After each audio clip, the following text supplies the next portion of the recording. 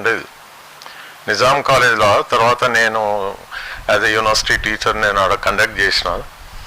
ఆ గ్రౌండ్ మొత్తం చెట్ల కింద ఆ మొత్తం గ్రౌండ్ నిండిపోయేది. వేరే కాలేజ్ నుంచి కూడా చాలామంది స్టూడెంట్స్ ఆడికి వచ్చేది. అట్లీస్ట్ 4,000 to 5,000 స్టూడెంట్స్ ఉండేది.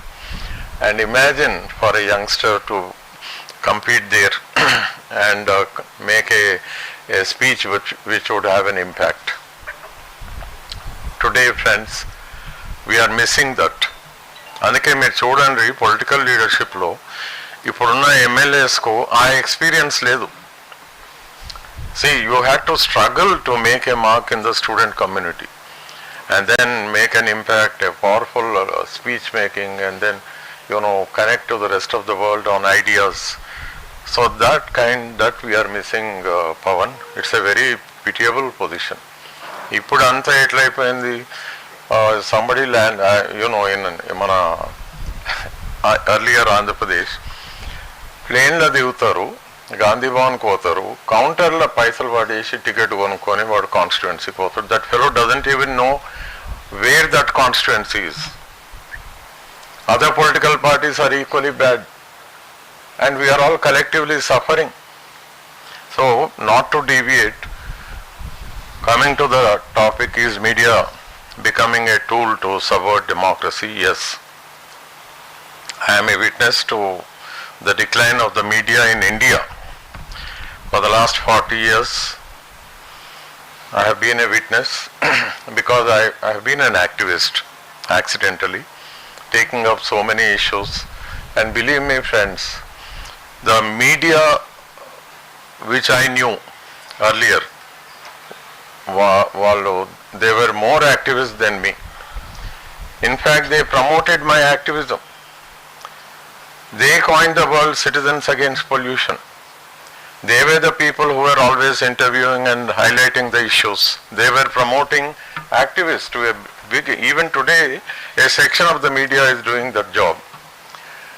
But unfortunately, as we go into as we are a witness, subsequently we notice the rise of the corporates. And with this, they started purchasing the shares of the TV channels. And today, in India, it is the corporates who control the media. The corporates control the political bosses.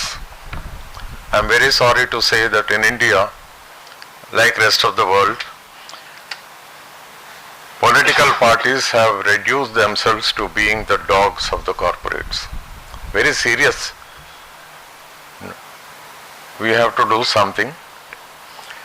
We have the good work done by JaipalReddy garu. It's not a joke, from Kalvakurti, Madgul to Hyderabad his journey has been fantastic. To Delhi, he was one politician who was always looked upon for ideas. When he spoke or whenever he used to speak, India would listen. Because every word, it would convey a great message. There are many in this, particularly Pavan, who is also a product of JaipalReddy garu. We are all a witness to that wonderful communication. And it's not just the speech. When Madam Gandhi imposed emergency, imagine the guts of the person who resigned. Just itla resignation letter varation. That speaks about the personality, that kind of people we require today. He refused to blindly accept the pressure of the corporates when it comes to Krishna Godavari KG gas basin. He stood by the people because the natural resources should not fall into the hands of the corporates. It is the wealth of the people. How can anybody, be part and parcel helping the corporates? But unfortunately, friends, after 1991, we see the decline at the global level. Fall of Soviet Russia has come down very heavily. and the rise of the LPGs, and it had its impact on India. It had, and today you can see political decline completely.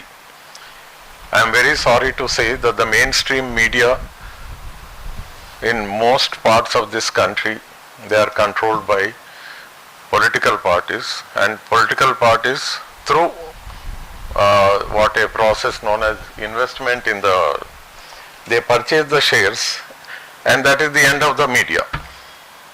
I'll give you, because I am not the main speaker, before I request other distinguished speakers, we have, just introduction, we have Pavan Mamidi. Professor Pavan is Director for Center for Social and Behavior Change, Ashoka University. I know him very well. And then we have Professor Donthi Narasimha Reddy garu, who is very well known in the entire country and even abroad when it comes to public policy. I heard Dr. Kota Neelima the other day. Brilliant. She is Director, Center for Perception Studies, New Delhi, and an activist to the core. And Dileep Reddy garu, because he already is very, very extremely well known, being a former editor of Sakshi paper and TV, and Danikana Minchi, he was former commissioner of to implement RTI, and in fact is the only commissioner known among the Telugu people, because ఆయన ఒక్కడే కదా తిరిగింది. ప్రజలు గుర్తుపట్టే RTI అనగానే దిలీప్ రెడ్డి గారు, తర్వాత ఇప్పుడు మా ఫ్రెండ్ మన మాడబూ Sridhar. Believe me friends, positions రాగానే కాదు. A person has to aspire for a position only with the intention of serving. Dileep Reddy has always stood by the people, and even today he is committed to that cause of spreading, recognizing the right of the people for information. Professor Sanjay Asthana, ఆయన తోటి last 1-2 months నుంచి 1.5 months నుంచి రోజు మాట్లాడుతున్నా. Marvelous. He is an encyclopedia, and he is a Fulbright scholar from the University of Mid Tennessee State University. అంటే అమెరికాలో కూడా public యూనివర్సిటీస్కు పేద ప్రజల పిల్లలే పోతారు. అటువంటి ఆ యూనివర్సిటీలో రాత్రింబగళ్ళు పనిచేసి వాళ్ళకు బెస్ట్ ఎడ్యుకేషన్ ఇవ్వాలనే ఇంటెన్షన్ తోటి మన హీరో ప్రొఫెసర్ సంజయ్ ఆస్థానా, ఆయన ఇక్కడికి వచ్చిండు 6 నెలలు ఒక ప్రాజెక్ట్ మీద స్టడీ రీసెర్చ్ కొరకు. ప్రతిరోజు ఏదో బస్తీకి పోతాడు. అంటే ఈ soul is with the toiling masses. He is trying to understand the rising aspirations of the teeming millions of people living in the slums of Hyderabad. చాలా వండర్ఫుల్ ఇట్ ఈస్ ఎడ్యుకేషన్. అందుకే నేను ఆయనను పికప్ చేసి వస్తా అని చెప్పిన. ఈ 45 minutes కూడా it was wonderful education. So friends, one last point I wanted to mention. ఈ మధ్యన రూబిన్ బెనర్జీ విన్నావాను. రూబిన్ ఆయన లీడింగ్ జర్నలిస్ట్ ఉన్నాడు ఇప్పుడు. హైదరాబాద్లో ఉండే. ఈ worked in news time, Indian express, తర్వాత మన భువనేశ్వర్లో ఇండియా టుడే హెడ్ ఉండే, తర్వాత హిందుస్థాన్ టైమ్స్ నేషనల్ ఎడిటర్ ఉండే, తర్వాత అవుట్లుక్. అంత one of the most respected, excellent human being, committed to values. Covid టైంలో మీకు యాదకుంది కదా, phase 2 అప్పుడు సెకండ్ స్టేజ్లో చాలామంది చనిపోయారు. మనందరికీ తెలిసిన వాళ్ళు, దగ్గర వాళ్ళు, బంధువులు, నేబర్సు, లొకాలిటీ వాళ్ళు, మన ఊరోళ్ళు, ఎవరో తెలిసిన వాళ్ళు చాలామంది పోయారు. మనందరం ఏం చేసినాం? అరే తిట్టుకుంటూ కూర్చున్నాం. ఏం చేస్తుంది గవర్నమెంట్, స్టేట్ గవర్నమెంట్ ఏం చేస్తుంది, సెంట్రల్ గవర్నమెంట్ ఏం చేస్తుంది, things are not happening, vaccine what the hell is happening అని తిట్టుకున్నామా లేదా? అందరం తిట్టినాం. కాకపోతే ఇక మన ఇంట్లో అప్పుడు లాక్డౌన్ పీరియడ్ కనుక ఎవరింట్లో వాళ్ళు కూర్చొని కనపడ్డానుకో ఫోన్ చేసో మాట్లాడుతూ తిట్టినాం. కానీ రూబిన్ ఏం చేసిండు, ఇదే మనందరం అనుకునేది. ఆయన అవుట్లుక్ కవర్ పేజ్లా గవర్నమెంట్ మిస్సింగ్ అని పెట్టండి. 1000 మంది చనిపోతుంటే గవర్నమెంట్ కనపడకపోతే ఏమంటాడు? he did his job, he reflected our feelings. Government missing అని పెడితే 24 hours లోపల ఆయన జాబ్ పోయింది for voicing the concerns of the people. అప్పుడు ఆయన because is a fighter, editor missing అని ఒక బుక్ రాశాను. That is creating intellectual waves in the country. Hats off to Rubin. We'll have his book release very soon, and with these few words we have to once again all we need to come together to revive the spirit of democracy. మీరందరూ దయచేసి జైపాల్ రెడ్డి గారు రాసిన book ఏది 10 ideologies మీరు చదవాలి. మాకేం చేసేది ఉంది, మేము బిజినెస్లో ఉన్నాం, రియల్ ఎస్టేట్లో ఉన్నాం, అది కాదు issue. Everybody has to read. One point is democracy గురించి ఒక్క మాట చెప్పాలి. This is one game where everybody is a player. ఇప్పుడు క్రికెట్ అంటే జస్ట్ అక్కడో 11 మంది ఇక్కడో 11 మంది ఉంటారు, కానీ అట్లా కాదు కదా, స్పెక్టేటర్స్ ఉంటారు. కానీ డెమోక్రసీలో స్పెక్టేటర్ రోల్ ఉండదు. Eternal vigilance is the price we need to pay in a democracy, and all of us have got to be vigilant. అంటే మొదలు మనకు సబ్జెక్ట్ తెలవాలే కదా. నేను పొలిటికల్ సైన్స్ 52 ఏళ్ళ నుంచి చెప్తూ వచ్చిన, రిటైర్ అయినాక కూడా దాదాపు అదే పని చేస్తున్నా. డెమోక్రసీ గురించి కొన్ని వేల లెక్చర్స్ ఇచ్చిండవచ్చు, కానీ బిలీవ్ మీ ఫ్రెండ్స్, జైపాల్ అన్న రాసిన బుక్ డెమోక్రసీ చాప్టర్, అంత మంచి చాప్టర్ నేను మళ్ళా చూడలే. What a wonderful, it raises the history of democracy right from Athens, Vaishali నుంచి ఇప్పుడు లేటెస్ట్ వరకు. ఎన్నో అంత beautiful depiction even western political thinkers కూడా చేయలే. This he could do because he was both good in the theory and also in practice. With these few words, I request Professor Narasimha Reddy garu to continue.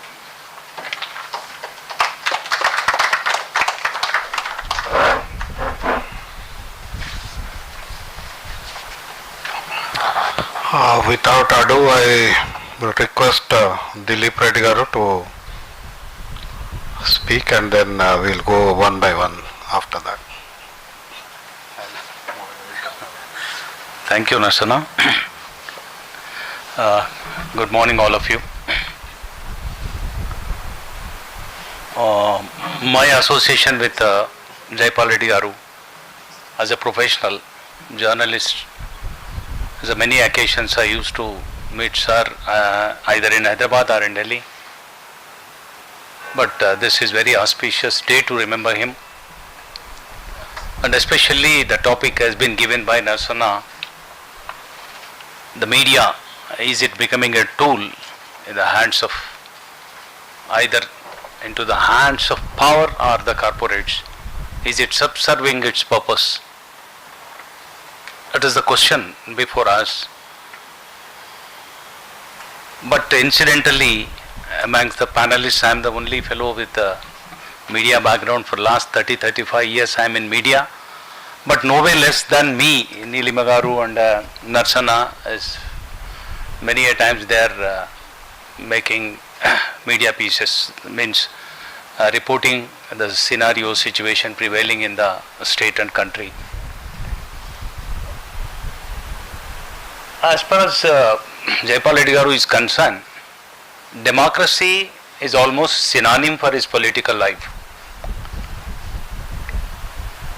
He was a true democrat, and he used to love being a political professional, the perception and thought of democracy.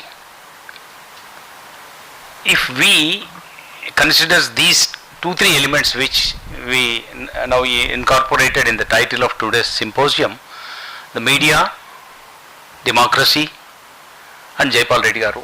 These three are a beautiful triangle with internally connected.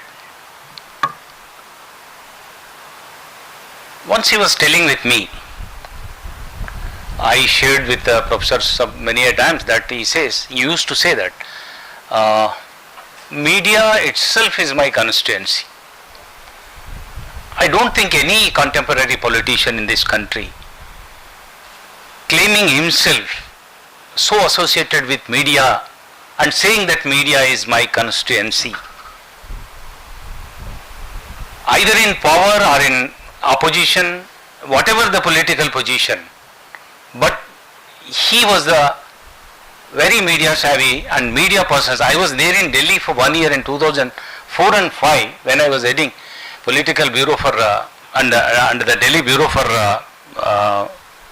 largest circulated Telugu Delhi Inadu. I used to go there. I used to sit with him for hours together. Lakshmaka is very much here. He used to get frequently repeated rounds of chai and snacks. He used to enjoy with spending journalists, and every year he used to organize one big lunch or dinner with journalists in Delhi. I participated 2 such programs there in Delhi, and the fashion, the love towards to democracy and democratic values. That's why democracy has to be strengthened with the supportive institutions like media. The sole purpose of media itself has to act as the bridging force between the people and the rulers. But even in Indian condition, Narasimha was making big remarks against the media in India, and professors have also, till recent he was not lost his hope on media, but in the recent times, at least for last 1 year, he is disgusted with media. Earlier he was having a lot of hope, but my humble request to you that we has to see the positive side of media also. In the last 100 years, if we see in India, the contribution of media for the betterment of society in different dimensions and the sphere of the life, its contribution was a lot. And at the same time, over a period of time, I can give an example here. When Irom Sharmila, after breaking her 18 years of silence against that special powers to the army forces, she organized one press conference. So before that day, there was a leak from their team that she is entering into the politics. By taking that, after a long gap of 18 years, she is opening mouth and speaking something. There was a big gathering of media people, and one fellow posed a question to Sharmila that, is it true you are coming into politics? Then simply she said yes. Then his immediate question was that politics are so dirty. Then her sharp reaction is that, as of our society. So either politics or media, we cannot see it isolated by bringing it out of the society. The decline in everywhere, that is everywhere the degradation of values, decline in the professionalism, efficiency, and its commitment and conviction towards its targeted and aims of that particular institution in this country. Similarly, we have to see the media, but media over a period of time, if you see the media 150 years back when British rule was there, subserving the purpose of British colonial ruler, hiding many things and revealing very limited amount of information into the public domain was the practice of media of that time. But the historic moment, the independent struggle, the media did tremendous and an historic job, which is the role model for the entire world. That sort of contributions was made by media in this country. Most of the freedom fighters, either they are the advocates at bar, or most of them the prolific writers of that time. Even Mahatma Gandhi used to say that two things I can quote for my lifetime in achieving this independence helped me. I utilized optimum those two. One is traveling a nook and corner of the country by using the railways. The second one is using the media to disseminate my thought process into the public domain for motivating them. These are the two he used to quote Mahatma.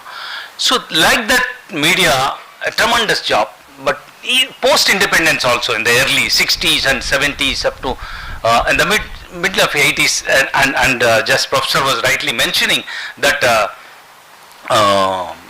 the LPG, liberalization, privatization and globalization almost ruined the role of media in this country because of the lumpen capital is coming into this media. I can't speak much today against the media because I am there for last 30 years. I am everything there, so that's why my voice may not be louder against the media, but I will try to focus the positive side in strengthening the democracy. Democracy, we all, without any barriers and without any conditions, we have to love like the democracy, because democracy is the way for the entire world today for a better society. I would like to quote again JaipalReddy garu as far as the democracy is concerned. Professor was rightly mentioning that all we must go with that book of great Sinha. Yashwant Sinha made an observation that without giving the title of the author, if anybody gives this book to me, I was in the impression that this by a renowned professor of international standard. But I know that this is by JaipalReddy garu. That is the greatness of that book. In that, he says about the democracy, I will quote, despite repeated and continual setbacks in various parts of the world, democracy continues to have an undiminished appeal for people. Its popularity compels all sorts of rulers to promise electoral democracy. It's true that elections, when held, are often rigged and people are swayed diversionary ethnic slogans, but democracy as a political system is universally acknowledged. This is after centuries of evolution of process in the administration, ultimately which is largely accepted across the globe is the democracy. So that's why though we sometimes embarrassing situation we may face in this democracy because of numericals. Today all the political parties are after numbers. Today if you pick any newspaper today, either for the state politics or the central politics, they are like the generation today, the students marching after MARKS, Marx. Once it was after Marx, Karl Marx, but today the students going after the Marx, how many our child getting out of 198 or 99 or what that Marx. Today those numbers are becoming big figure in the minds of the political bosses today to how to develop our numbers, because unfortunately our democracy 49 is equal to 0 whereas 51 is equal to 100. That number game is there in the democracy. So 49 0, 51 is 100 and the difference is 2 equal to 100. That's why all the political bosses today of ruling political spectrum is doing mockery of democracy. In that area, the media, by disseminating information into the public domain, it has to educate and motivate the people for defeating this sort of political approaches of contemporary political scenario. That media has to do tremendous role.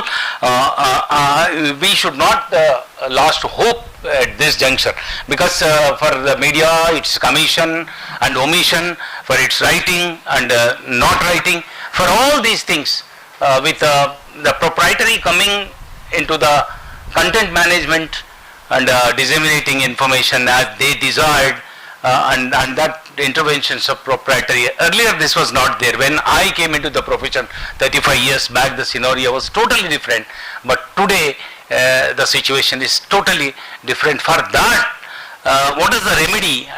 We should not lose the hope. Again I will quote Jaipal Reddy Garu, in his 10 Ideologies book, while concluding that book, he makes a beautiful observation.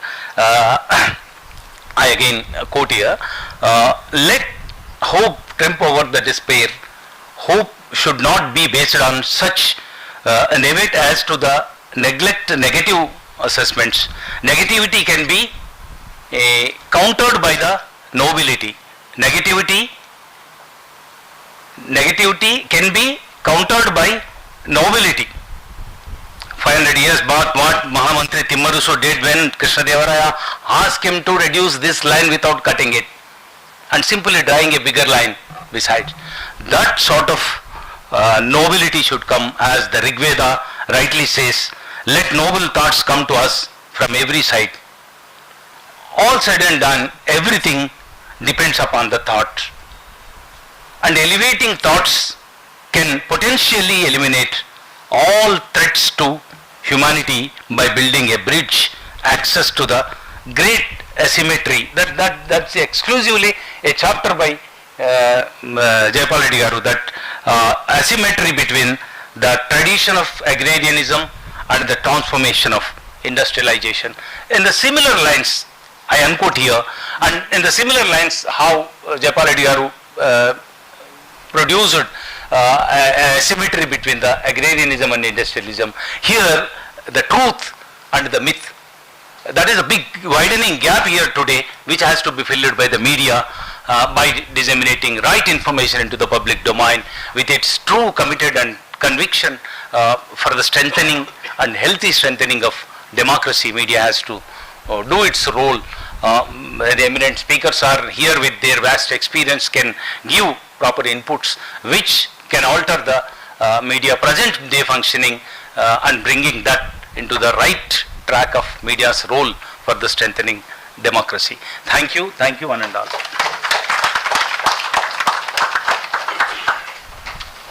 Thank you, Dileep Reddy Garu.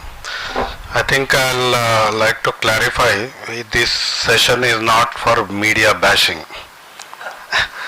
మనం మీడియాని blame చేయడానికి session పెట్టలేదు. This is more of analysing what is happening, observing what is going to happen because of these current conditions. And in general, even earlier we organized a lot of meetings on democracy. So this is part of that, because our concern is how to strengthen democracy, and media is one of the important pillars in that.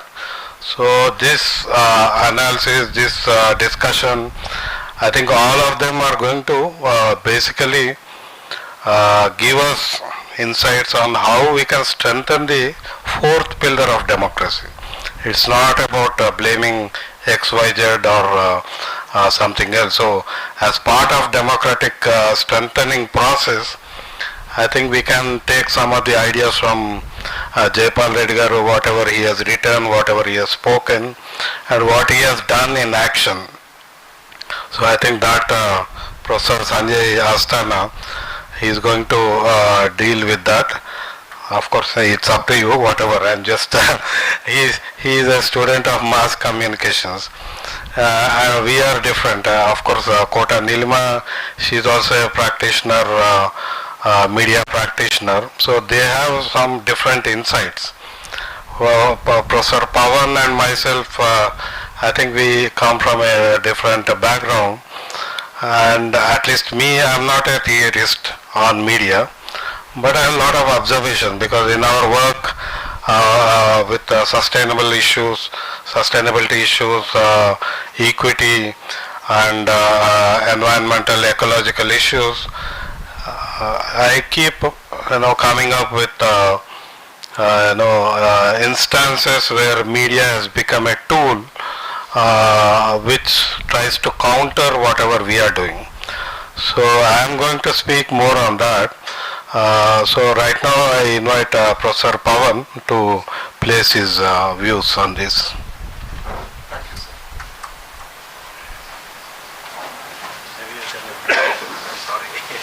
Sir? You can introduce yourself. Yes, sir, yes. No, first of all, it's a, a very nervous job for me today because I'm standing in front of my university. You know, you have formal institutions and you have informal institutions. And, you know, formally I attended Nizam College, sir, but informally I attended a bigger university, and that is the JaipalReddy University. And you are one of the professors in that university also. So it's not just JaipalReddy Garu, but I have in front of me people with immense wisdom, and I have learnt at their feet. Mrs. Reddy Garu, she's been a great inspiration. She's been a teacher also in terms of her resilience, in terms of her patience. Behind every free man and behind every free speech is a hard-working woman, and we have to acknowledge what she has contributed to that. So free speech comes at a cost, and we will get to that point in a short duration. But it's my immense pleasure to stand in front of Professor Purushotham Reddy Garu. He is my teacher, an inspiration, and I learnt under his tutelage.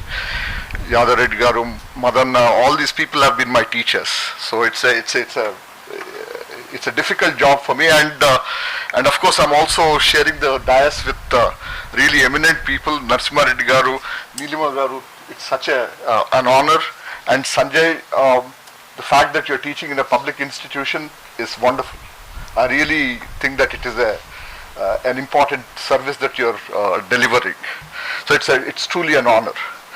And of course, Guruswamy Garu is not here. He's been another teacher of mine. So I want to talk about a couple of ideas, and what I want to do is filter them through the ideas of scholars that JaipalReddy Garu knew about. These are discussions that we've had, and some of the names that you will hear today are people that he discussed quite extensively. And so I'm choosing only those names which he talked about with a great deal of enthusiasm, with a great deal of anxiety sometimes, and with tremendous clarity, of course, which he was known for. The first sort of thought that I would like to start with is media becoming a tool to subvert democracy? And I want to recast that question. I want to ask that question in a slightly different way. Because this question is an empirical question. Nobody has gone out and measured it as such. We have anecdotal evidence of our private experiences in society, which tells us that maybe perhaps media has indeed become a tool that subverts democracy. But a corollary question that we must ask is, can media become a tool to subvert democracy? And if indeed the answer to that question is yes, then what can we do about it? And that's the positive agenda, sir, that you're talking about. And a more core question that comes up related to this is, should we regulate free speech? And what is free speech? Free speech is the freedom that we enjoy to be able to say anything that comes to our mind or into our heart. Right? So, I mean, mansle unta cheppe freedom undalane, that is free speech. It's a value. But is it a value that we preserve in an unadulterated manner, or are there any limits to free speech is a key question, because free speech has tremendous advantages. It promotes creativity. We can't have innovation without free speech. We can't have great poetry and great philosophy without free speech. But sometimes free speech also causes problems, and we will examine the other side of what free speech does as well.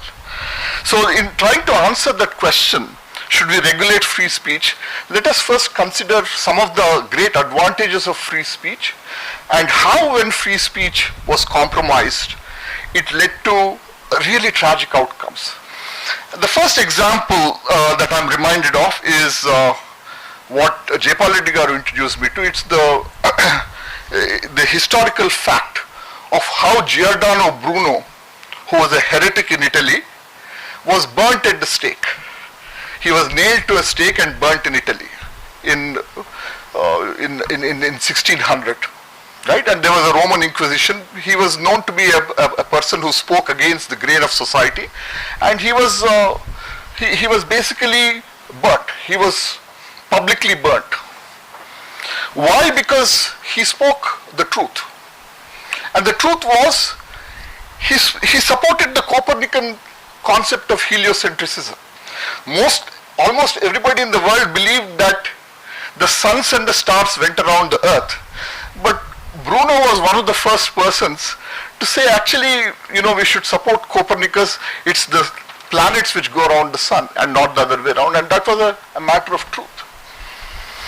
And he was burnt for that.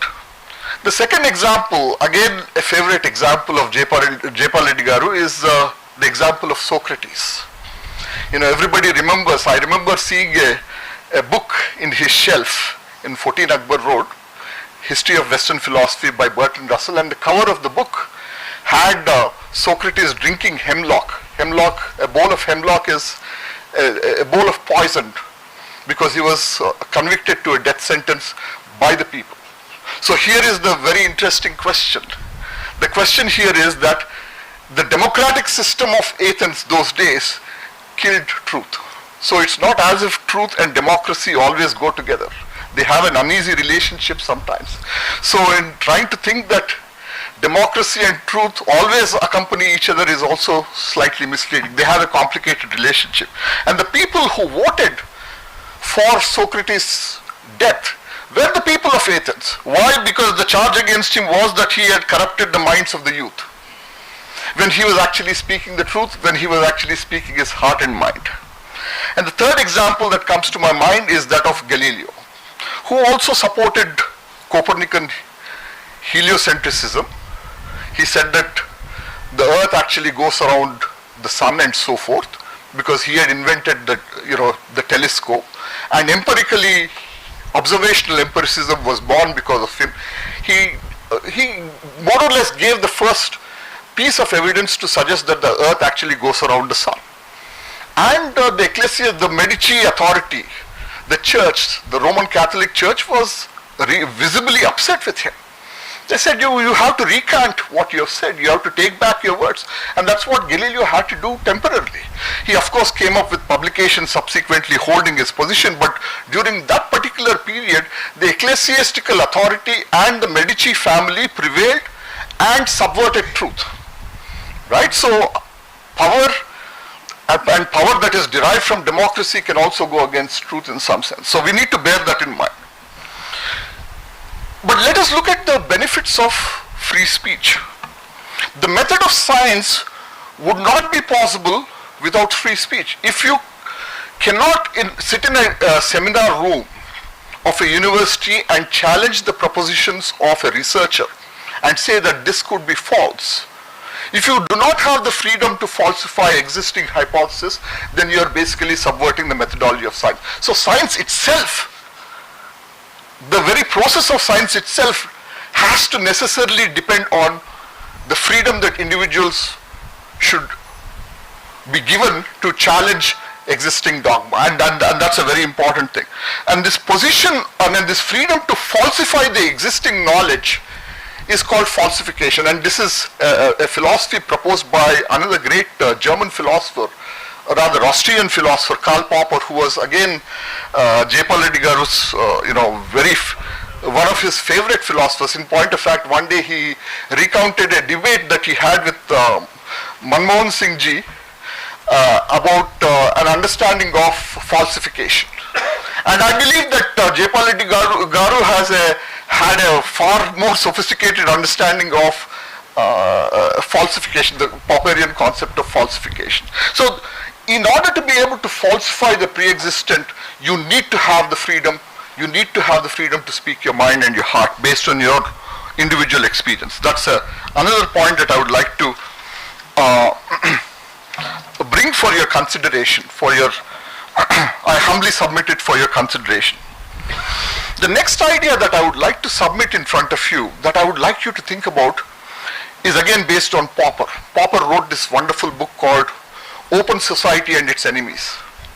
He criticized Plato, he criticized Marx, and he promoted the idea of an open society where people could be free.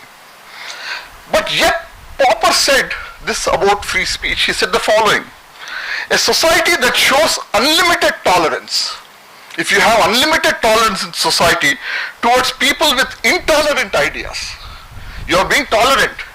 But if you are tolerant of people with intolerance, those people will come back and compromise the freedom of the tolerant. Right? And this is a paradoxical result that comes forth. So free speech in some sense, according to Popper, needs to be regulated. If you did not regulate it, then what happens is that that freedom itself becomes the antithesis of the very noble end that it seeks to pursue. And that is that's a deep, and it's a very subtle and a deep point. But if Popper himself, who was a liberal, who promoted free society, said that we need to regulate free speech based on that, I think it merits some attention. Moving on, I would like to talk a little about the role of digital media. There are three broad paradigms. I think some of the deepest problems that we are facing in society are on account of the all-pervasiveness of digital media and the role, for instance, that it has played in almost subverting American democracy. Everybody now is a witness to the images of what happened on January 6th of 2021, when all those people, based on false information, marched to the Capitol in Washington, D.C. and nearly subverted the very foundation of democracy by trying to continue with Donald Trump. Right?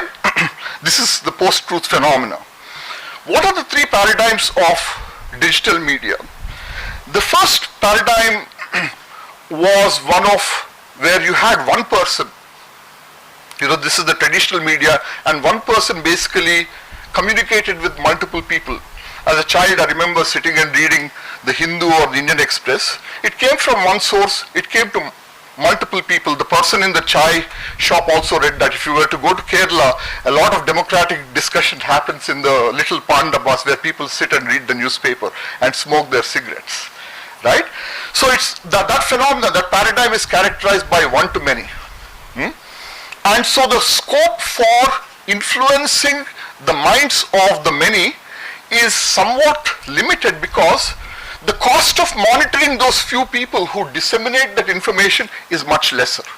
Why there are few identifiable people, you can go regulate them. So the cost of regulation is lesser. I'm speaking now from an economic point of view. Then we move to the second paradigm with the advent of the internet, which is you had multiple people communicating with multiple people. Everybody was a producer of his or her own truth. And that became seriously problematic. It unleashed the forces of e-commerce, it unleashed the forces of market and so on, and creativity as well, and great poetry and so on. But it created a fundamental problem, and that is, now suddenly instead of the few people, the newspapers which produced the truth, you had millions of people producing their own varieties of truth, and it became practically, from a regulatory point of view, impossible to monitor all their behaviors. There was this wonderful New Yorker cartoon, sir, which showed two dogs talking with each other in front of the screen of an internet, and one telling the other, when you're on the internet, nobody can tell that you're a dog. The foundation of digital communication is based on this principle of anonymity. Anonymity makes digital communication far more efficient than a system where you have to authenticate identities. But this raises a problem from the point of view of regulability. You can't regulate if you don't know who the person it is who has spread that information. And that's a deep challenge of the internet age. And now we move forward to a situation, the third paradigm, which is still many to many, but a few people now are beginning to use this new methodology called artificial intelligence and machine learning, which allows people to segment the population into smaller groups of people. So if, for instance, you have a certain set of preferences, if you like a certain type of toothpaste, or if you like watching certain types of movies, or if you like consuming certain types of media output, it is likely that you're a Republican or you're a Democrat or you belong to a certain political ideology. And based on that individual targeting, you're able to now direct certain messages which can impact that behavior. And one of the great examples of how this was exploited is the example of Cambridge Analytica. Right? Cambridge Analytica became the basis for Trump's victory in in United States. So the role of freedom of speech became highly dubious in America. I mean, the very foundation of Donald Trump is free speech. And the moment now Twitter and Facebook and other media companies started withdrawing that freedom, there's a massive backlash from the libertarians to say that how can you impact free speech, right? So it's a double-edged sword. Free speech is a double-edged sword. In the hands of the truthful like Copernicus and Socrates, free speech is wonderful. But in the hands of the Donald Trumps and the people who, for instance, were trying to purvey hydroxychloroquine or ivermectin during the pandemic, it's dangerous. So how do you resolve this debate? I'll leave you with those thoughts. Thank you very much.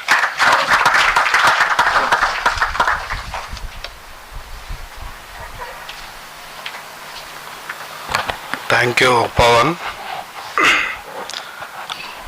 I usually, there is a suggestion. Generally, when you want to understand yourself or someone else, you allude to an animal, a wild animal or someone. Then you can understand yourself or the other person better. So I usually allude speeches to a sport. So Professor Pavan's presentation here, I think it's like a pole vaulter. He came from Galileo to the current situation. So, and of course he jumped very neatly over the pole. But sometimes it goes above our head because he has gone 6 meters high. But one or two questions I think which came to me when he was speaking. He turned the question from is to can. So I thought, somewhere inherently he was probably looking at, I don't know, but I am just seeing, we are not talking about a transactional relationship on how media is becoming a tool.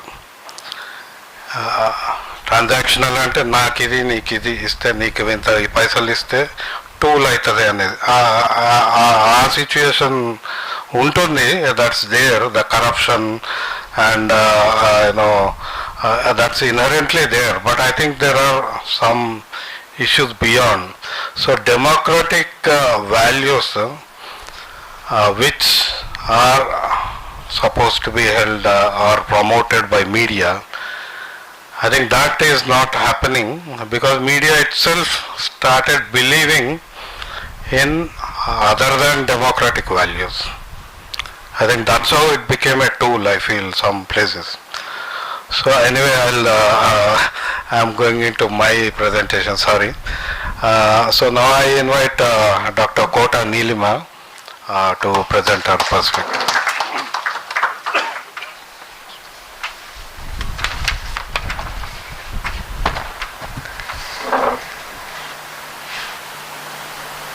Good morning. Thank you to the foundation for inviting me to talk on such an important issue on such an important day. My tributes to Shri JaipalReddy garu and my respects to Lakshmi garu and also the eminent people on the panel here. All of them an inspiration. It's an honor to be here. Several years ago, I had an opportunity to meet Jaipal garu. I had taken a break from academics. I left JNU and I said I want to know the real realities of India. Not from the libraries, not from research, but in real terms. I wanted to know the texture of India. And therefore I became a journalist to actually write about the unseen distress of people. And to be a catalyst, I hoped, of transformative change. I said there will be change if you write about these issues. If you write about issues which nobody wants to know, like the farmers or the women labor. These issues which will never be written in newspapers or shown on television. People warned me then also कि भाई journalism कादम्मा ये रास्ता journalism से नहीं होगा. They told me ఈ రాస్తాలో పోతే మీకు ట్రాన్స్ఫర్మేటివ్ చేంజ్ రాదమ్మా, మీరు తప్పు చేస్తున్నారు, టైం వేస్ట్ అవుతుంది మీది, మీరు అకాడమిక్స్లోనే కంటిన్యూ చేయండి, ఇక్కడ ఏమైనా అవుతుందేమో, అక్కడ ఏమో కాదు, journalism is not the way. But of course మన పాత అలవాటు ఏంటంటే somebody says don't do it, you want to do it, you want to really find out why are they saying, maybe we can change they mind. And I also believe that journalism is not good or bad. It is journalists who are good or bad. So that's what I believe. So that's where the journey began. And in the middle of the journey, maybe, perhaps in the beginning itself, while covering national politics, I met Jaipal Garu. He was the principal voice of the main opposition party at that time. This was between 2002 and 2004. And I was fascinated by the way he would position an issue, analyze an issue. He brought purpose to everyday politics. There was historicity, there was context which was universal.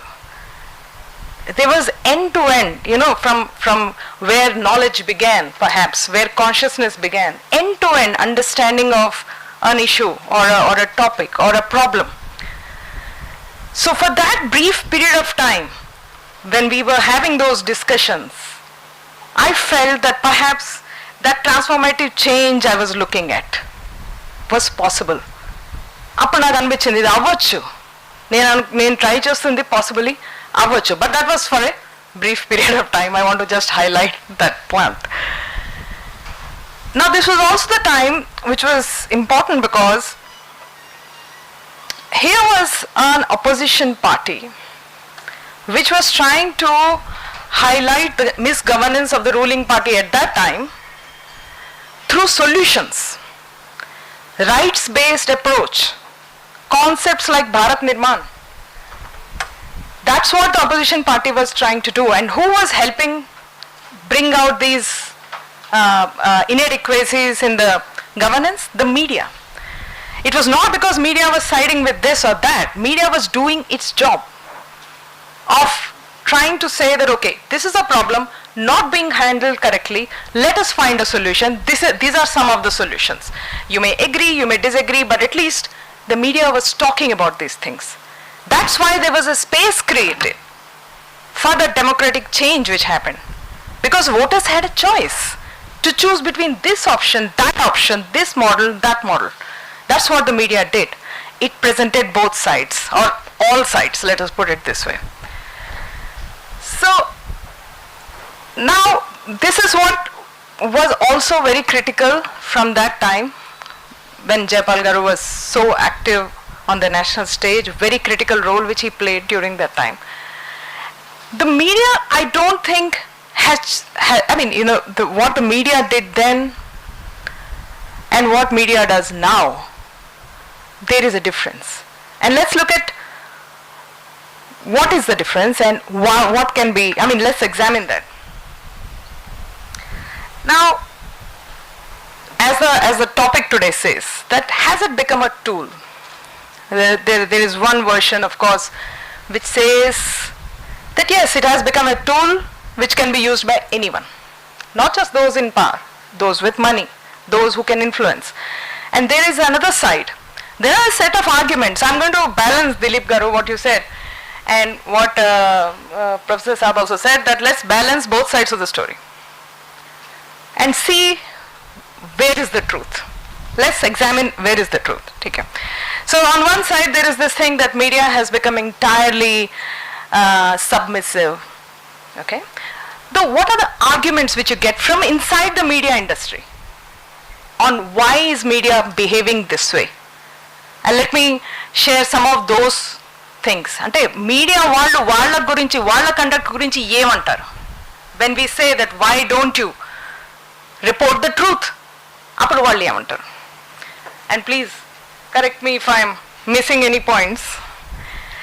First reason is that media too has families. Maaku kuda kutumbalu untayi, maaku kuda panlu untayi, maaku kuda responsibilities untayi. Where are we going to, how are we going to pay the checks? We need the paychecks. And that's why we do what we are asked to do. Now, humbly, there have been families before. There were bills being paid before also. At a time when media used to stand up against the government, వాళ్ళు అప్పుడు ఫ్యామిలీస్ని పోషించే వాళ్ళు, వాళ్ళకు కూడా they had families. I come from one such family. The second reason is that media today is under tremendous pressure from political parties and businesses who push them to follow a particular agenda or a particular argument. Correct? But it మొదటిసారి అవట్లే. This is not the first time it's happening. It used to happen before as well. In fact, media can never operate in a void. Media vacuum lo pan cheyaledu. If it does, it becomes irrelevant kada. So it has to be in the middle of this pressure. Only media has to operate and succeed in telling the truth. Third, the audience has changed. News has become entertainment. Well, sorry to disappoint, but news has always been entertainment. Always. From the point where the headline is framed to the point where the text is structured, every word is chosen to engage the audience, sell the product. ఒక news paper, TV channel, magazine అమ్ముడు పడకపోతే దాని news ఎవరు చదువుతారు? So everything is design to attract and reach out to you so that you can read what is being set. So yes, it has always been a product and yes, it has always been entertainment. So nothing new there also. Fourth reason ఏమంటారంటే money has become central. అందుకనే now we are not able to do what we want to do. But money has always been central to news. News has always been a business and a very good business. I mean, why would anybody invest in a news organization, a channel, or a magazine under the present structures? Why would they invest if they do not make profits? How will they pay the paychecks? How will they pay the employees to work? So what has changed? If these things remain the reasons which the arguments which journalists give, and we see that there is no difference between, let's say, these problems existed before also. But how come those people, those times saw a courageous journalism, and today we see what we see? A submissive, a surrendered kind of media. There are some things which are special to news, and one of it is self-regulation. That is what is special to news, and that is what used to happen before. Journalism mundara self-regulate చేసుకునేవాళ్ళు. They made their own rules, and few rules I'll talk about. There are more, but just want to point out some things అవి ఇప్పుడు ఈ కాలంలో లేవు. First rule, there's always bias. News always has bias. So because ఎందుకు bias ఉంది? Why is there bias? When you look at news, మీరు ఏ news చూసినా కూడా దానికి ఒక చూడటానికి పాయింట్ ఆఫ్ వ్యూ ఉంటుంది. So it is the observation of it always will have bias. Now it depends on how much is being included in your news story, and మీరు చూస్ చేస్తున్నారు. As a journalist, you are choosing what is being written and what is not being written.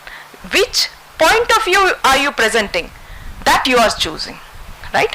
That depends on the journalist and the news organization where it is being presented. So bias is inherent in news, in journalism. Therefore we have a concept of balanced news. You have bias, it is inevitable. How do you deal with it? You include as many points of view as possible so that the audience, the reader, has the option, the choice of either choosing one or two of them, or at least getting to know that there is not just one point of view, there are 5 points of view. So that మీరు ఆ biasని counter చేస్తున్నారు. That's how you balance. That's the job of journalism, that you balance that bias. Now, most important thing దాంట్లో ఏమైంది, that when you express the bias, or when you said that there were so many different point of view, what happened then was the bias of the journalist got neutralized. The bias of the organization got neutralized. And that is why eventually we arrived at truth. Because there was exploration possible. మీరు explore చేయగలరు ఒక ప్రాబ్లంకి solution ఏమిటి అనేది explore చేయగలరు. That exploration was possible because these points of view were, these various points of view, diverse points of view were expressed. Now the third and the most important rule was a journalist was feared by those in power. In fact, to the extent that they were hated by those in power. And that was a medal of honor. Because if a journalist was preferred, a favorite of a government or those in power, that was seen as a drawback. That was seen as a negative factor about the journalist. This is a very important characteristic. Because why is that? Because a journalist must show the mirror to the government on where it is failing. The journalist had to have the strength to face the ire of the government, because there will be a pushback in case you tell powerful people that what they are doing, expose what they are doing. There will be a pushback. The journalist had to have the strength, organizations had to have the strength to stand against that level of pushback from the government. The ministers, those who were holding important positions, had to be worried about journalists. That was the definition, that was the characteristic of a journalist. And that happened only because of one major reason, that the journalist had to be herself or himself above temptation. To an extent that they had to be respected by even the governments whom they criticized. That's rule number 3, or at least self-regulation rule number 3. Now, but today's journalism is an arena without these self-regulation rules, or in fact any other rules. News on primetime TV especially avoids issues like price rise and employment. And why do I say TV? Is because one half-an-hour slot, as we all know, is seen by thousands. In a week, one anchor show is seen by lakhs of people. So it's very critical to understand what TV debates do, what kind of help they do, if they do any, and what kind of damage they do, which they do. Issues that create negative image of the government are neutralized. And I'm not telling something which all of us here don't know. Whichever side of the debate you are on, you know this is what happens. Negative image is minimized. Opposition protests, or any protest against the government, are discredited. Attacks on institutions, which we are seeing rampantly, are trivialized. So it's not just post-truth, it is now post-fact. Why? Because governments don't inform journalists, and journalists don't ask questions from the government. So between the government and the media, there is full cooperation, there is full coordination, kalisi melisi done, and there is also full collusion and sometimes even surrender.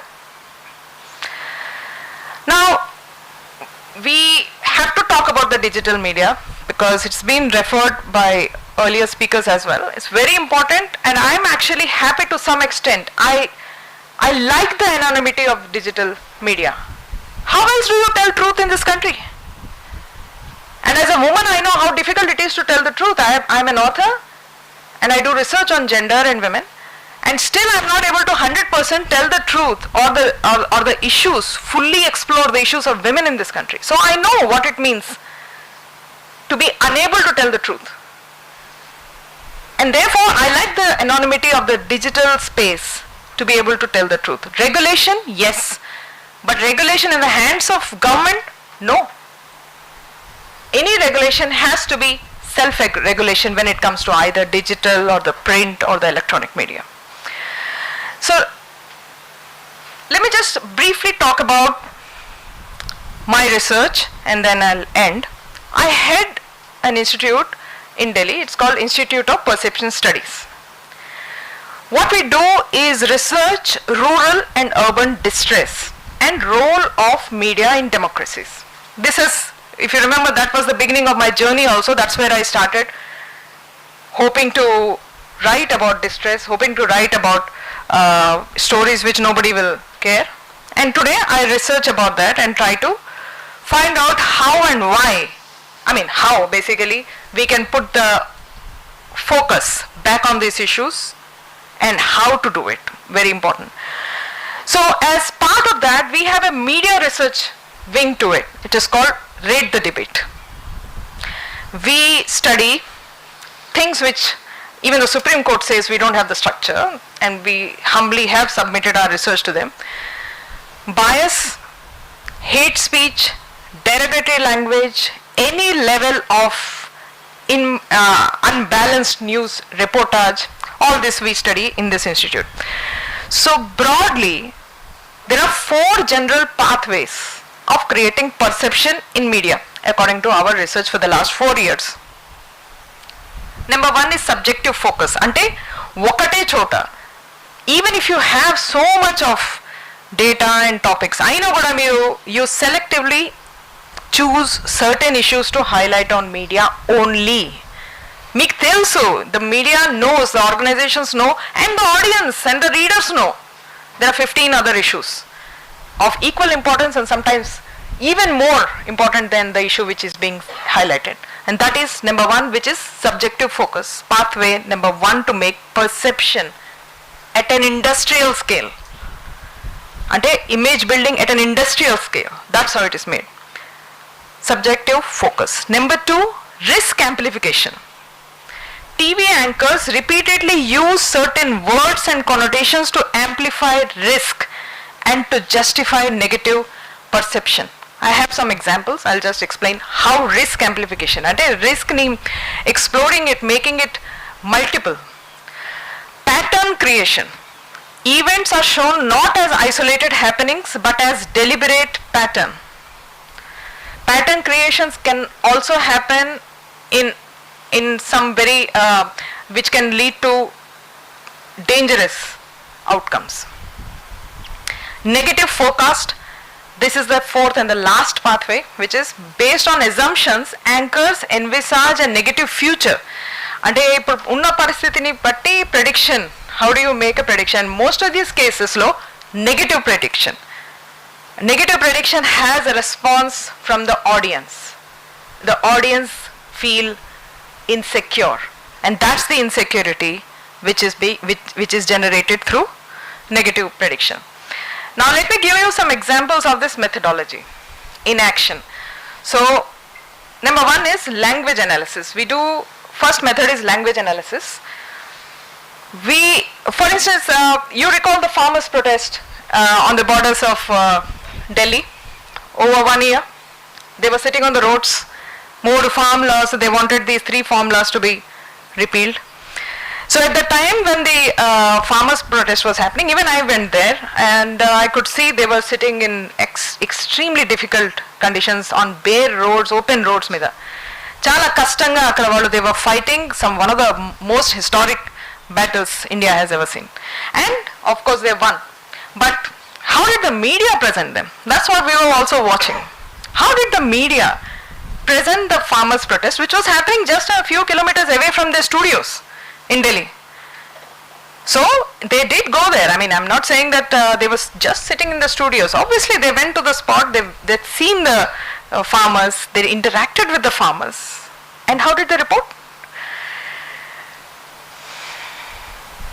According to our language analysis of anchors from several Hindi and English channels, national channels, the most used words to represent the farmers were Khalistani,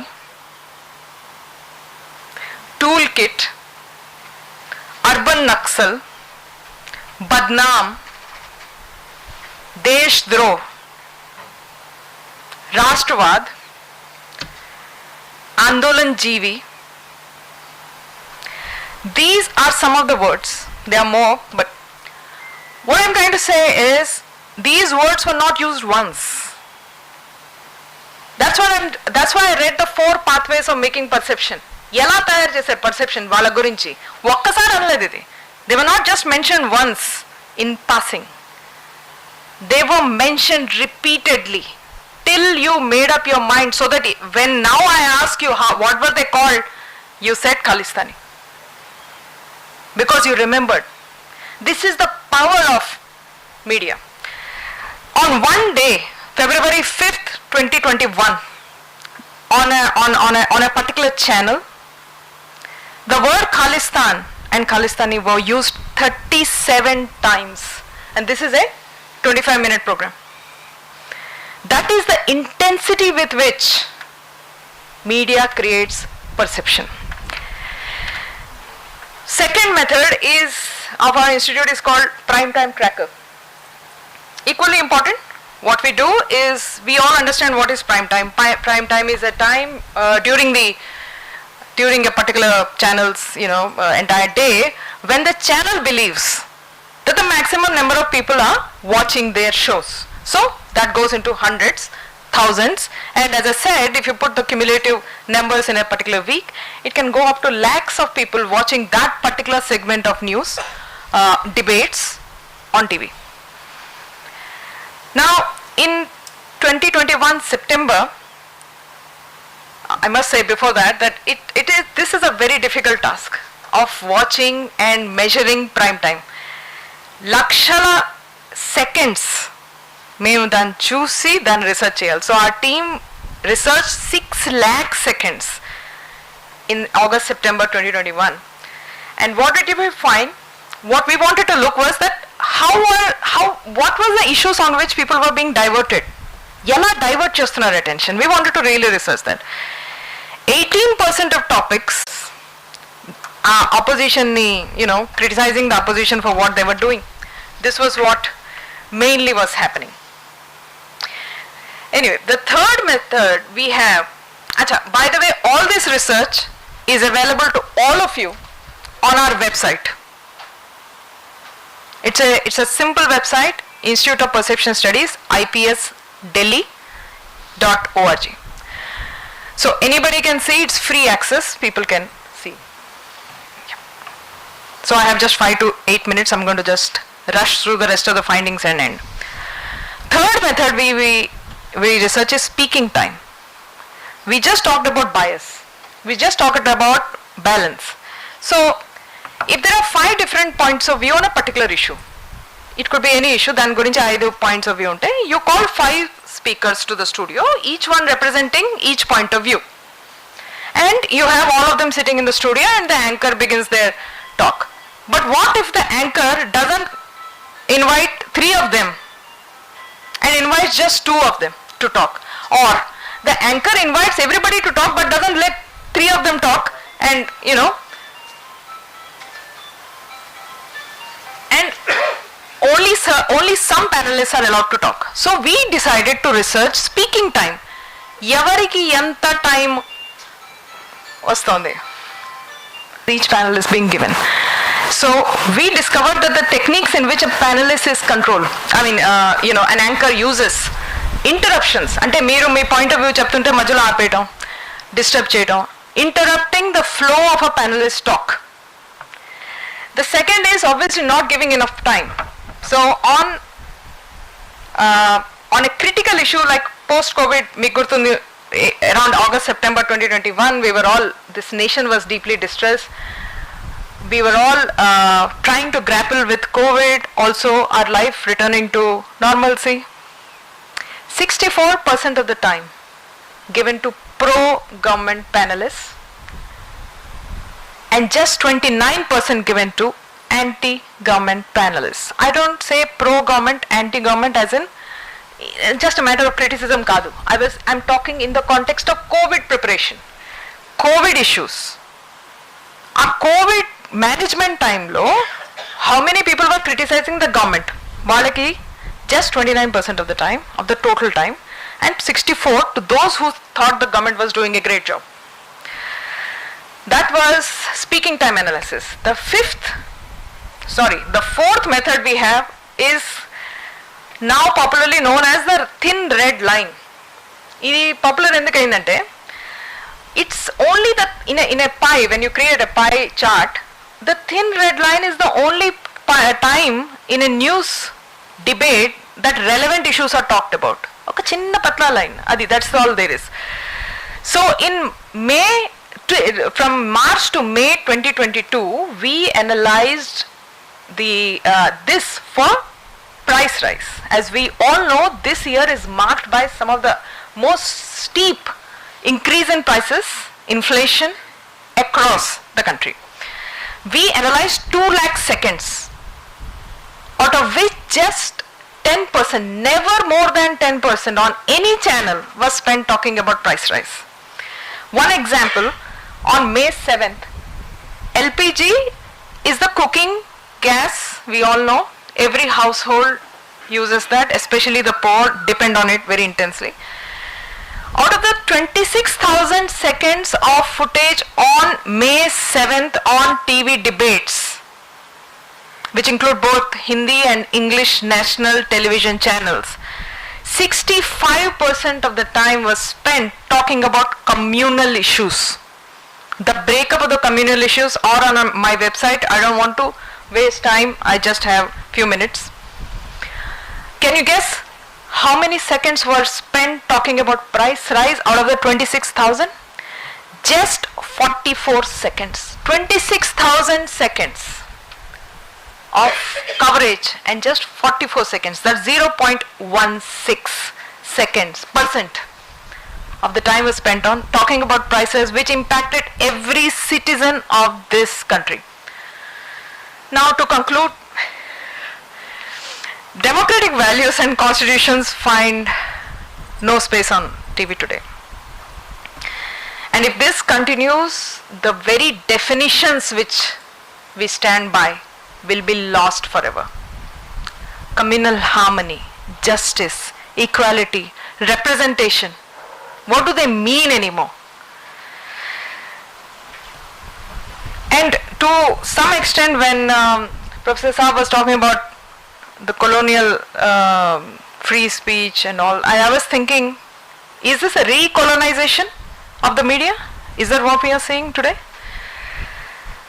So what is the way out? So this we know, we have been able to measure what is the way out. దీనికి solution ఏంటి? To my mind, I humbly have one suggestion. Empower the audience with doubt. Doubt is your only and the best defense. Doubt supported by research. That's the filter we need. Because all of us have a fact checker in us. మనమందరికీ తెలుసు నిజమేమిటో. Because we have our conscience, we know the truth. We can fight the truth. And that, I humbly submit, is the solution, that people aware, alert and vigilant, they are the best way to reclaim our democracy. Thank you.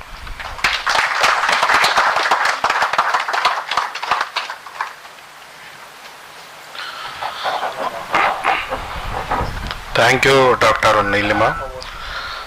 We have another 1 hour and I thought we should have some interactive session. I thought it should be at least half an hour. So now in the order of speaking, in fact I should have gone before Dr. Neelima, but I think I will speak after Professor Sanjay Asthana. So I request him to take 15 minutes and give me 15 minutes so that we can give half an hour of interactive session. So please come.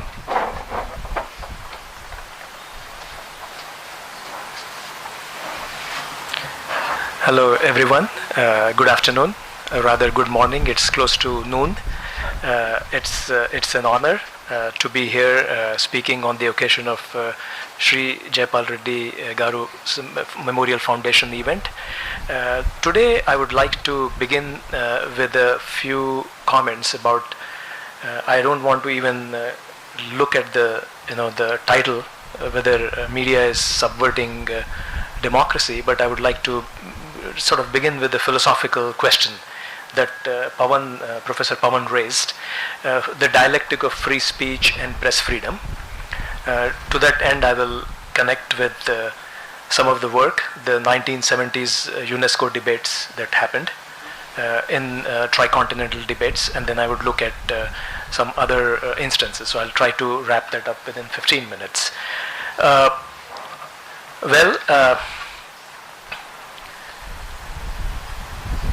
Shri JaipalReddy sir was, I think, a key player in the Prasar Bharati bill that subsequently, beginning with the 70s, he was sort of instrumental in providing the debates, media autonomy, and other important things that, for instance, with so many committees, whether, committees like Chanda Committee in 1960s, Varghese Committee in 1970s, Joshi Committee in 1984, and we all remember in 1982 television broadcast media was, inaugurated with the Asian Games. So the debates about media autonomy actually, JaipalReddy, Shri JaipalReddy is a key player there. First as an INB minister, and then later also in I.K. Gujral's government.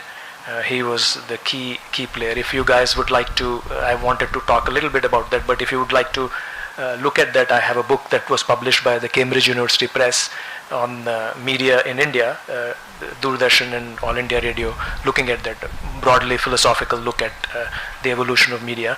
There I have a chapter on media policies and debates, beginning with JaipalReddy's work and the political discourse, and then looking at the legislative agendas and all of that. Sen Gupta and others, Supreme Court 1996 decision on public.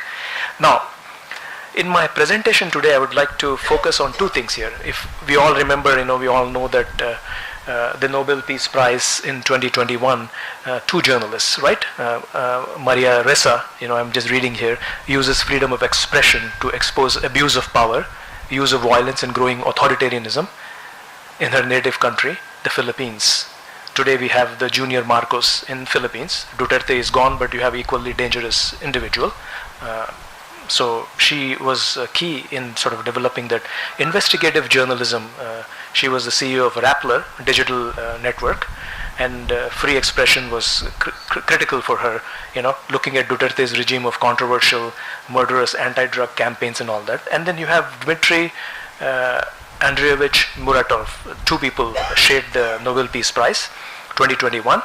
He was a journalist who defended the, again, free speech, freedom of expression in Russia under increasingly challenging conditions. So these are, I think, exemplary examples of high quality journalism, investigative journalism. I would like to sort of give a sense in which even Mahatma Gandhi, there's a fascinating book by Isabel Hofmeyr called Gandhi's Printing Press, Experiments in Slow Reading. Just read that little blurb here, you begin to see how Gandhi is a young mind, and as Pavan was talking about, his ability to sort of use the printing press to great effect, apart from traveling in railways, At the same time, Gandhi, as a young lawyer in South Africa, began fashioning his political philosophy. He was absorbed by a seemingly unrelated enterprise, creating a newspaper. He was a sometime proprietor of a printing press and launched the periodical Indian Opinion. The skills Gandhi honed as a newspaperman, distilling stories from numerous sources, circumventing shortages of style, influenced his sparse prose style. Operating out of the colonial Indian Ocean press, Gandhi saw firsthand how a global empire, the British Empire, depended on the rapid transmission of information over vast distances. Gandhi sensed that communication in the industrial age was becoming calibrated to technological tempos. But he responded by slowing the pace, experimenting with modes of reading and writing focused on bodily, not mechanical rhythms. Favoring the use of hand-operated presses, he produced a newspaper to contemplate rather than scan, one more likely to excerpt through than feature easily glossed headlines. So that was Gandhi's work. Just a few words about, since it's JaipalReddy's Memorial Foundation, I wanted to say that, they don't make MPs like that anymore. A very reflective, philosophical oriented MP like JaipalReddy, I can remember in the United States, despite the differing opinions we have, John McCain, or we have Dick Lugar, who was, Republican senators who would debate and discuss policies with a certain basic minimum understanding of reasoning. And that was, I think, very crucial. And JaipalReddy's work is emblematic of that. He was connecting with ideas of democracy, and I would refer to his book, 10 Ideologies. The chapter on democracy is fascinating. If you were to look at very condensed, neat, elaboration of how democracy, not just in Greece, but also in Vaishali and other places around the world. Now, let me get to the debates of 1960s and 70s. We all know that 1919 Woodrow Wilson, that the first, the mandate system, the Wilsonian moment. There is a book by Erez Manila which talks about Woodrow Wilson's 14 points in the League of Nations that he developed with Jan Smuts. Now, Jan Smuts was a guy who was in South Africa where Gandhi has to deal with him, right? So he, they don't invite Gandhi to the Paris 1919 convention because they knew that this Gandhi would create problems for them, trouble for them. And as they were developing the League of Nations or the liberal internationalism, which is again a problematic idea of liberal internationalism, we'll get to that in a little bit. And the most important thing is about decolonization, self-determination to be precise, that Woodrow Wilson invoked in that 1919. And many of those countries, India, including India, Egypt, China, Japan, quickly grabbed Ho Chi Minh and others, from Cambodia and Vietnam. They were sort of understanding that this first time that we will have the home rule and all of that. So it was a global ethos within which people were talking about it. 1947, Harry Truman and decolonization decades, then the Cold War geopolitics, all of that have shaped the rise of the whole idea of the free speech and press freedom. Now, press freedom is very crucial for many of those non-Western societies, particularly Global South, as you will remember, Africa, Latin America, South America, and also India. Within that, UNESCO was at the forefront in the debates about free speech and press freedom.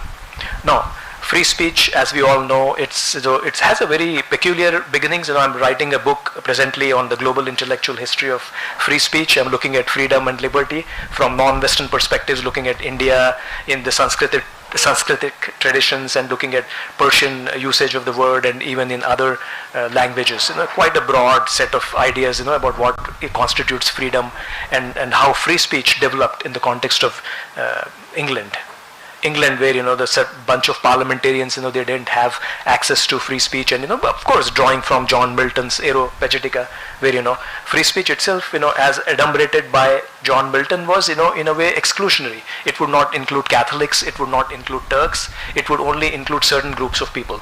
So John Milton's idea of free speech was problematic from the start.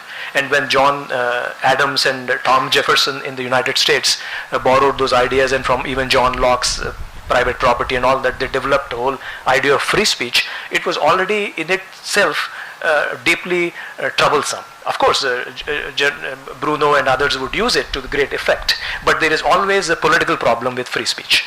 There is a great debate in terms of the jurisprudence in the United States. Great lawyers and great judges have sort of elaborated some marketplace of ideas and other kinds of things, which is again very powerful. We lack that in India, the jurisprudence of free speech and press freedom.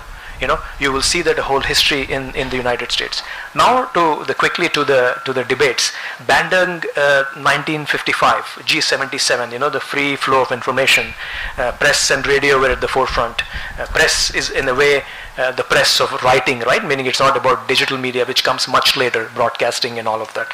So press became a crucial thing. Community media was big in third world countries, and there were again debates, political debates within Bandung, Nehru, Tito, and others. Egypt, Nasser, who were doing the meetings in Indonesia, Jakarta. That was a famous debate there. So the whole idea of the third world, in the 1970s, the New Information Economic Order, NIEO, which was substituted by New Information International economic order. Information becomes an important thing here. And then we had the rise of the ICTs, information communication technologies, in France and in the United States. The whole discourse of telematics, microelectronics, private corporations became big there.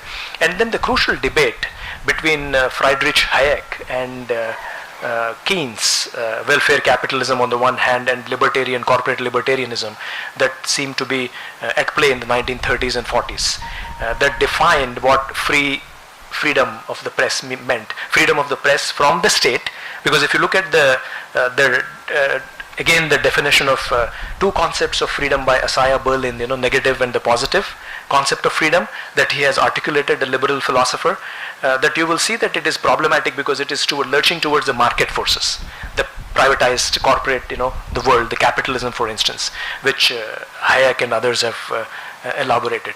So the new world information communication order that was in 1984 under the auspices of UNESCO, they took up a whole range of issues with the free flow of information and right to communicate as something that was crucial, not just free speech. Free speech would be already tethered to a certain liberal understanding of freedom of expression that is more capitalist. And there was a theologian in the United States called Reinhold Niebuhr. Niebuhr wrote about some of the dangers of libertarianism, and the debate actually in 1947 there was a committee report called the Hutchins Committee Report in the United States, where they had on the one hand William Hawking, who was advocating for a social responsibility of the press, but there were others like Shafi and others, Zachary Shafi and others who were talking about corporate libertarianism, which you find increasingly the privatized. So the media, role of media, market and the state, the relationship, the three sort of crucial forces here. So the privatization of media began much earlier, and that is what you see today in India with the rise of neoliberalism in 1970s and 80s, economic globalization, and the Murdochization of Rupert Murdoch, Murdochization of news. Infotainment becomes something much more crucial here. So these are the things that actually defined the debates in the 70s and 80s, but UNESCO was still struggling, and particularly in the 1990s with the rise of global capitalism and other privatization and liberalization. You had ITU, International Telecommunication Union, became shifting from the political problems that UNESCO was confronting to more technical issues like the world governance on internet, internet governance, and you have the ICANN and DNS, the crucial things that they're taking up here, and governance becomes a buzzword here, multi-stakeholderism and all of those things actually have risen to the forefront and actually sort of demolished any idea of the media as press as an important instrument, as a fourth sort of within the grand scheme of things. So what I am saying here is to all of you, the question that was posed here is media subverting as a tool of democracy. It actually becomes more challenging in the realm of digital media. Whether they're not, social media is neither social nor media. Facebook is not media. Twitter is not media. Elon Musk is not media. They're not dealing with media. Media is channels of how reporting is done, fact-based, the inverted pyramid style of journalism, where you need to check your facts. It's not opinionated. It is based on facts alone, and that is what we saw in the 40s and 50s and 60s in India with the freedom struggle. And we had great journalists who were writing and investigative journalism at the forefront. But with the social networking sites, with digital media, it becomes difficult to even think about media as quote-unquote media, because we need to really put that under sort of erasure, so to speak. Like, we have to put it aside and say, these are not media. The function of media is, as I said to you, Maria Reza and Dmitry Muratov, what they did as part of investigative journalism. So what has become of press today? How do you develop robust interconnections between free speech and press freedom? Those are the things that are in front of us. And I think examples of Mahatma Gandhi, Mohandas Gandhi, and Reinhold Niebuhr, and also William Hawking would give us some ideas to sort of develop a more robust understanding. We need a new imagination, because recently we had young people are not reading news. That was a Reuters study. They're not connecting with news. Young people are elsewhere. So how do you develop a new generation of people who seem to be least bit bothered about news? And what we need today is to move beyond liberalism and neoliberalism. We need to really look at the new way of engaging with the young people and developing forms of democracy which are in tune with the digital forms of communication. By which I mean, I don't mean the Facebooks, I don't mean Twitter, I don't mean Snapchat, Reddit. Those are the privatized corporate communication structures. I mean local journalism, which is very vibrant in the United States. The city where I came from, I did my PhD in Minnesota, is something called MinPost. They do a hyper-local journalism where young people, the place where I teach, we have a very solid journalism program where young people go out and interview senators, local legislators in Nashville. They go around and develop their skills, hone their skills. But journalism itself is still a standard bearer for media. So under media, I would consider journalism as primary, press and journalism.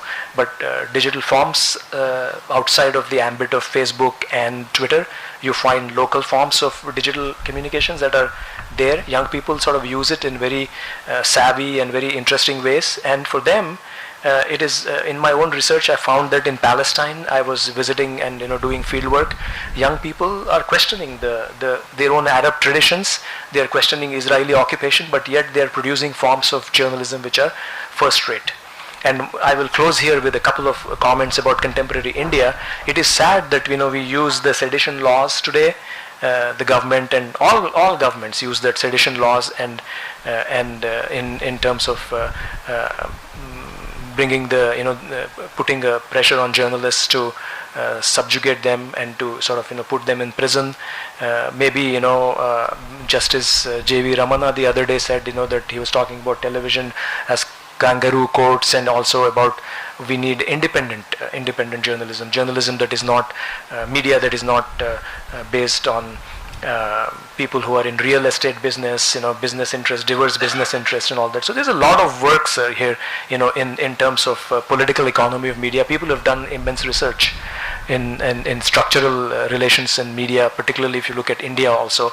In Telangana also, you look at the television broadcast networks, you will see that they're tethered to very caste-based and highly politicized. So it's difficult to even talk about journalism in that context. So I think with that I will just close, because I thought I wanted to just finish and we can have a Q&A. But thank you for the opportunity, and I appreciate it. Thanks.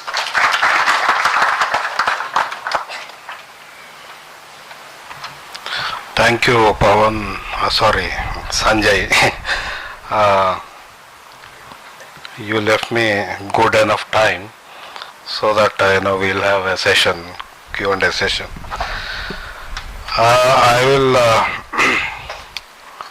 I think I'll try to present it before I lose the time.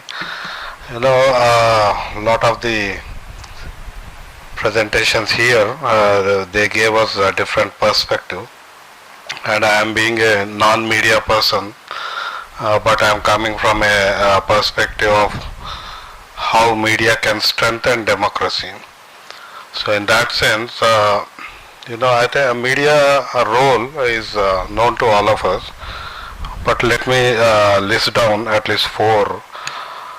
One, it is flagged as a vital factor in generating democratic culture. అంటే ఒక ప్రజాస్వామ్య సంస్కృతిని పెంపొందించడానికి మీడియాకు ఒక ప్రధాన పాత్ర ఉంది అనేది అది మనం అందరం గుర్తించాం. అది జరుగుతలేదు ఇప్పుడు. That's what is happening. In fact media is promoting an anti-democratic culture. I think some of the examples were mentioned here. And I am not talking of only religious intolerance. There's a lot of general intolerance as well. If you look at the debates which are happening and the way, not only on news channels, I face a lot of those debates, but even in normal public spaces. Democratic spaces. మనం ఒక జిల్లా పరిషత్ meeting చూడండి, శాసనసభ చూడండి, parliament చూడండి, అది India కాదు Israel ఎక్కడైనా చూడొచ్చు. ఆ డిబేట్ లేకుండా why they are behaving the intolerant way. అయితే ఆ ఇమేజెస్ని దాన్ని రిపోర్ట్ చేసేటప్పుడు is media doing it consciously or merely presenting what is the truth? So అక్కడ మనకు ఈ డౌట్ వస్తుంది, మీడియా పాత్ర is it promoting democratic culture?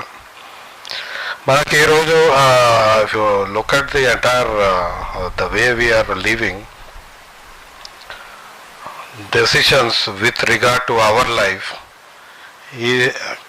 Are happening elsewhere. అంటే గ్లోబల్ నుంచి, నేషనల్ నుంచి, స్టేట్ నుంచి, ఇంకా రకరకాల స్థాయిల్లో decisions are being taken by different people, not only lawmakers. మనం ఎన్నుకున్న ప్రజాప్రతినిధులే కాక అనేక మంది మన జీవితాలకు సంబంధించిన నిర్ణయాలు ఎక్కడెక్కడో తీసుకుంటున్నాం. అది మనకు WTO globalisation, liberalisation, Dilip Reddy గారు అన్నారు, ప్రైవేటైజేషన్ ద్వారా మనకు అది సాధ్యపడింది. అమెరికాలో మేము ఇదివరకు అనేది అమెరికాలో తుమ్మితే మనం ఇక్కడ దగ్గే పరిస్థితి వచ్చిందని. కరోనా తర్వాత వుహాన్లో కరోనా ఇస్తే ఇక్కడ ఉలిక్కిపడ్డాం మనం. ఇప్పుడు కూడా అక్కడెక్కడో మంకీ పాక్స్ వస్తే ఇండియాలో కేవలం 3 కేసులు ఉన్నా గ్లోబల్ హెల్త్ ఎమర్జెన్సీ అని WHO డిసైడ్ చేస్తే ఇండియా ఈజ్ నౌ వరీడ్. అంటే డెసిషన్స్ ఎక్కడ జరుగుతుంది, నిర్ణయాలు ఎక్కడ జరుగుతున్నాయి, అమలు ఎక్కడ జరుగుతుంది, దాన్ని మీడియా ఏ విధంగా రిపోర్ట్ చేస్తుంది. I think that's where media is last. వాళ్ళకు కూడా బహుశా అర్థమవుతలేదు ఏమవుతుందో. ఇక డెమోక్రటిక్ స్పేసెస్ గురించి మాట్లాడితే ఉదాహరణ చెప్తారు, WTO world trade organization. World trade ఆర్గనైజేషన్లో మీకు ఎంతమందికి తెలుసు, అన్ని నిర్ణయాలు, all decisions are taken on consensus. Every country has 1 vote, single vote. ఇక్కడ ఇండియాలో GST council, goods and services ట్యాక్స్కి సంబంధించిన council also has single vote. అంటే ప్రతి council member including states, and but none of them feel they are powerful to take a decision. So WTO lo decisions anni they go by the power of money, power of trade. So developing countries number ఎక్కువ ఉన్నా కూడా, వాళ్ళ సంఖ్య ఎక్కువ ఉన్నా కూడా, vote వాళ్ళకి సమానంగా ఉన్నా కూడా వాళ్ళకు సంబంధించిన నిర్ణయాలు జరగవు. GSTలో మొన్న in fact Supreme Court has empowered states. Supreme Court observed states can reject decision taken by GST అని. ఇప్పుడు మొన్న మళ్ళీ అదనంగా GST వేస్తే స్టేట్స్ ప్రొటెస్ట్ చేసినాయి కదా, but none of them said we will walk out or we don't accept this decision అని అనలేదు. తెలంగాణ అనలేదు, ఆంధ్రప్రదేశ్ అనలేదు, తమిళనాడు అనలేదు, వెస్ట్ బెంగాల్ అనలేదు, ఎవరు అనలేదు, విపక్షాల ముఖ్యమంత్రులు. కానీ వాళ్ళ ఫైనాన్స్ మినిస్టర్లు అక్కడ కూర్చుంటారు. సుప్రీంకోర్టు క్లారిఫికేషన్ ఇచ్చినా కూడా అది తీసుకోలేదు. సో ఈ డెమోక్రాటిక్ స్పేసెస్ని, ఆ డెమోక్రసీ లేదు, ఆ డెమోక్రాటిక్ కల్చర్ లేదు, అది ఉండే అవకాశం ఉంది అని ఏ మీడియాలో రిపోర్ట్ అయిందా? ఎక్కడ కాలేదు. So that's what I'm saying, it's a vital factor but it is not playing that vital factor. నిన్న మేము ఇక్కడ బండరావిరాలలో ప్రజాభిప్రాయ సేకరణ జరిగితే మీడియా ఉన్నారు అక్కడ. మళ్ళీ మేము మొన్న అయింది, నిన్న ప్రెస్ కాన్ఫరెన్స్ పిలిచి చెప్తే రిపోర్ట్ చేశాను దాని గురించి. But that's where I'm saying ఆ మీడియాకున్న బేసిక్ అది జరుగుతలేదు. ఇంకో ఎగ్జాంపుల్ చెప్పి I go to the next. Cartoon మనకి పొలిటికల్ కార్టూన్ ఆర్కే లక్ష్మణ్ ఎంత ఇన్సిజివ్ కార్టూనో మనకు తెలుసు. ఈరోజు కార్టూన్లు వేసే వాళ్ళకి అసలు ప్రింట్ మీడియాలో కూడా ఇప్పుడు స్థానం లేదు. క్యారికేచరింగ్ కార్టూనింగ్ ఎవరు అనేస్తే వాళ్ళ మీద ప్రొటెస్ట్ కేసులు నడుస్తున్నాయి. సో దట్ ఇట్స్ షోస్ మీడియాలో ఒకవేళ రిపోర్ట్ చేసినా మీడియాని కూడా టార్గెట్ చేసే పరిస్థితి వచ్చింది. Second, supplying political information to voters to decide. This is also part of the media role. అంటే ఓటింగ్, మనం ఎలక్షన్స్, డెమోక్రసీలో ఎన్నికలు అవసరం అన్నప్పుడు ఆ ఎన్నికల్లో నిర్ణయించుకోవడానికి ఓటర్లకు అందించే సమాచారము మీడియా చేస్తుందని, దాన్ని కూడా ఎట్లా మ్యానిపులేట్ చేస్తున్నారు మనం చూసినాం. అడ్వర్టైజ్మెంట్స్ ఆఫ్ కోర్స్, కానీ ఆ న్యూస్ కూడా మీకు చాలామందికి ఇప్పుడు టాప్ పేజ్లో వచ్చే news most of them are sponsored news, sponsored in various ways. So this supply of information ఏది ఎప్పుడు తీసుకురావాలా? దిలీప్ రెడ్డి గారు ఎగ్జాంపుల్ చెప్పింది, తిమ్మరుసు నీ కృష్ణదేవరాయలు ఈ గీతను చిన్నగా చేయాలంటే పెద్ద గీత. మనం ఇప్పుడు ఎన్ని అనాలిసిస్ చూస్తలేము. ఇష్యూ డైవర్షన్కి మన దగ్గరనే చూసినాం. మొన్న వరదలు అయినప్పుడు ఇది డైవర్ట్ చేయడానికి క్లౌడ్ బాస్ట్ థియరీ వచ్చింది. మొత్తం ఆ రోజు రైతులంతా కాళేశ్వరం చర్చనే లేదు, మీడియా అంతా క్లౌడ్ బాస్ట్, ఆయన మంచోడ, ఆయన ఏంది అదే, అరే అది వద్దురాబాబు మనం వేరే చర్చిద్దామంటే లేదు. So that's how media is getting manipulated. So subversion ఎక్కడైతుందంటే ఇక్కడ. Then identify problems in society. వారు చెప్పారు మన ఫార్మర్స్ ప్రొటెస్ట్ ఇష్యూలో, even I monitored from a distant point. మనకు ఆ రిపోర్టింగ్ చూస్తే నేషనల్ ఛానల్స్ కంప్లీట్లీ లిమిటెడ్. అసలు the core reasons for farmers protest I don't think any of the national media is reported, channels కావచ్చు, print media కావచ్చు. So అట్లా అంటే examples చాలా ఉన్నాయి. ఎక్కడైతే మనకు సమాజంలో ఉన్న ప్రాథమిక మూల సమస్యలు ఉన్నాయో వాటిని ప్రస్తావించే మీడియా తగ్గిపోతుంది. అండ్ వేరియస్ ఇక్కడ మళ్ళీ ఒకటే మనం మాట్లాడట, మీడియాలో journalist are doing a good job, కానీ వీళ్ళు ఫైల్ చేసినాక ఆ ఎడిటరు, సబ్ ఎడిటరు, పైన ఒక ఎడిటరు, వీళ్ళు నిర్ణయిస్తారు ఈ న్యూస్ రావాలన్నా వద్దా, ఈ న్యూస్ ఏ విధంగా రావాలి, ఎంత రావాలి, దాని హెడ్డింగ్ ఏంది, అవంతా వాళ్ళు నిర్ణయిస్తారు. సో అక్కడ ఒక మళ్ళీ మన తెలంగాణకు వస్తే, నేను చాలాసార్లు దిలీప్ రెడ్డి గారితో మీరు చూస్తారు, ముఖ్యమంత్రి గారు ఇది అన్నారు, ఓ మీటింగ్ పెట్టారు ఇది అన్నారు అంటే, నేను జర్నలిస్టులని అడిగిన, మీకు ప్రెస్ నోట్ వచ్చిందా? ప్రెస్ నోట్ రాలే. అన్సైన్డ్ ప్రెస్ నోట్ వస్తుంది.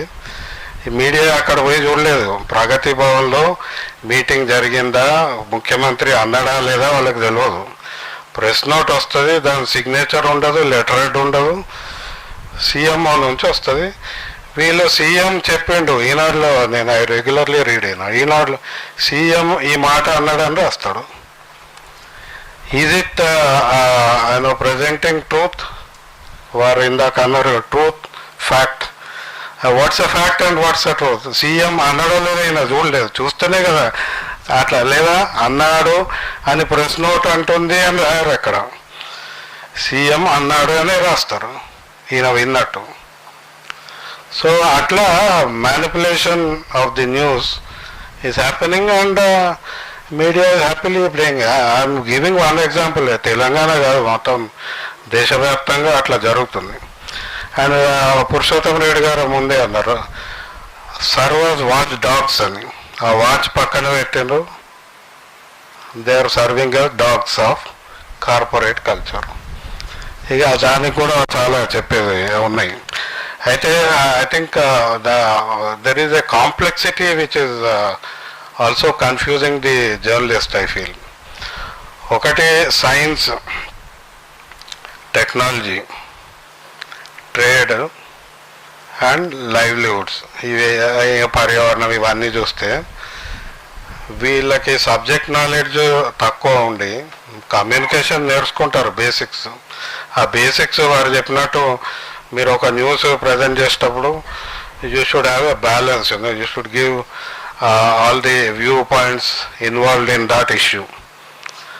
But usually they don't do. Corona సమయంలో మనం చూసినాం, కరోనా మీద వాట్ ఎవర్ సైన్స్ అని న్యూస్ ఇచ్చారో, డాక్టర్లని ఇచ్చారో, it's all fed by false propaganda machine by big pharma. వీళ్ళు ఎవ్వరు ఎక్కడ క్రాస్ చెకింగ్ కూడా చేయలేదు. మనకు ఫ్యాక్ట్ చెకింగ్ అని ఒకటి చెప్తున్నారు ఈ మధ్య కొత్తగా, వీళ్ళు ఫ్యాక్ట్ చెకింగే చేయరు. ఓ సైంటిస్ట్ పేపర్ అంటాడు, ఆ పేపర్ అంటే paper can be done on very small sample, కానీ అది మొత్తం ప్రపంచానికి ఆపాదించే కంక్లూజన్ సైంటిస్ట్ ఇవ్వడు కానీ జర్నలిస్ట్ ఇస్తాడు. So monkeypox only for bisexual or గేస్కి వస్తుందని మొన్న WHO డైరెక్టర్ జనరల్ అన్నాడు. Is it science based claim అని ఎవరన్నా ప్రశ్నించరా అంటే తెలియదు. WHO చీఫ్ అన్నాడు కాబట్టి it is taken as a scientific fact and that's a problem. ఆ టెక్నాలజీ కూడా అట్లే. ఈ టెక్నాలజీ డిస్టార్షన్ ఎట్లా అంటే రోజు 10 వస్తుంటాయి. ఇప్పుడు నా మొబైల్లో పొద్దున నేను ఒకటి కొడితే, నేను బిల్ గేట్స్ అని కొడితే ఇక నాకు సంవత్సరం పొడవు బిల్ గేట్స్ సంబంధించి న్యూస్ వస్తుంది, నేను అడిగినా అడగకుండా. బట్ మనమేమనుకుంటాం ఇదే ట్రెండింగ్ న్యూస్ అని మేము అనుకునే పరిస్థితి ఉంది. సో జర్నలిస్ట్ కానీ uninitiated, I think they are all confuse sometimes I feel. So this enmeshing of science, technology, trade, ఇంకా ట్రేడ్ గురించి అయితే పెద్ద చాలా ఇష్యూస్ ఉన్నాయి విచ్ మీడియా కంప్లీట్లీ అన్ఫోకస్డ్. మనకు చెప్పనే చెప్పదు. మనకి ఇప్పుడు ఇన్ఫ్లేషన్ వస్తుంది, ఇన్ఫ్లేషన్ ఎందుకు వచ్చింది అనేది Indian media not reported properly. Even crude oil prices ఎందుకు పెరుగుతున్నాయి, ఎందుకు తగ్గుతున్నాయి, అందులో Reliance and other private players ఒక పాత్ర ఎక్కడో ఒక ఆర్టికల్లో వస్తుంది కానీ మన మీడియా అయితే పికప్ చేయదు. So they will tell you only one issue, BJP టీఆర్ఎస్ని తిట్టింది, టీఆర్ఎస్ బీజేపీని తిట్టింది, నువ్వు ట్యాక్స్ తగలే, నువ్వు ట్యాక్స్, అక్కడే ఉంటారు తప్పితే the larger issue is not reported or not analyzed at all. So ఇట్లాంటి చాలా ఇష్యూస్ ఉంటాయి. సో ఒక just read a paper, I thought I will give you that theory of subversion of media.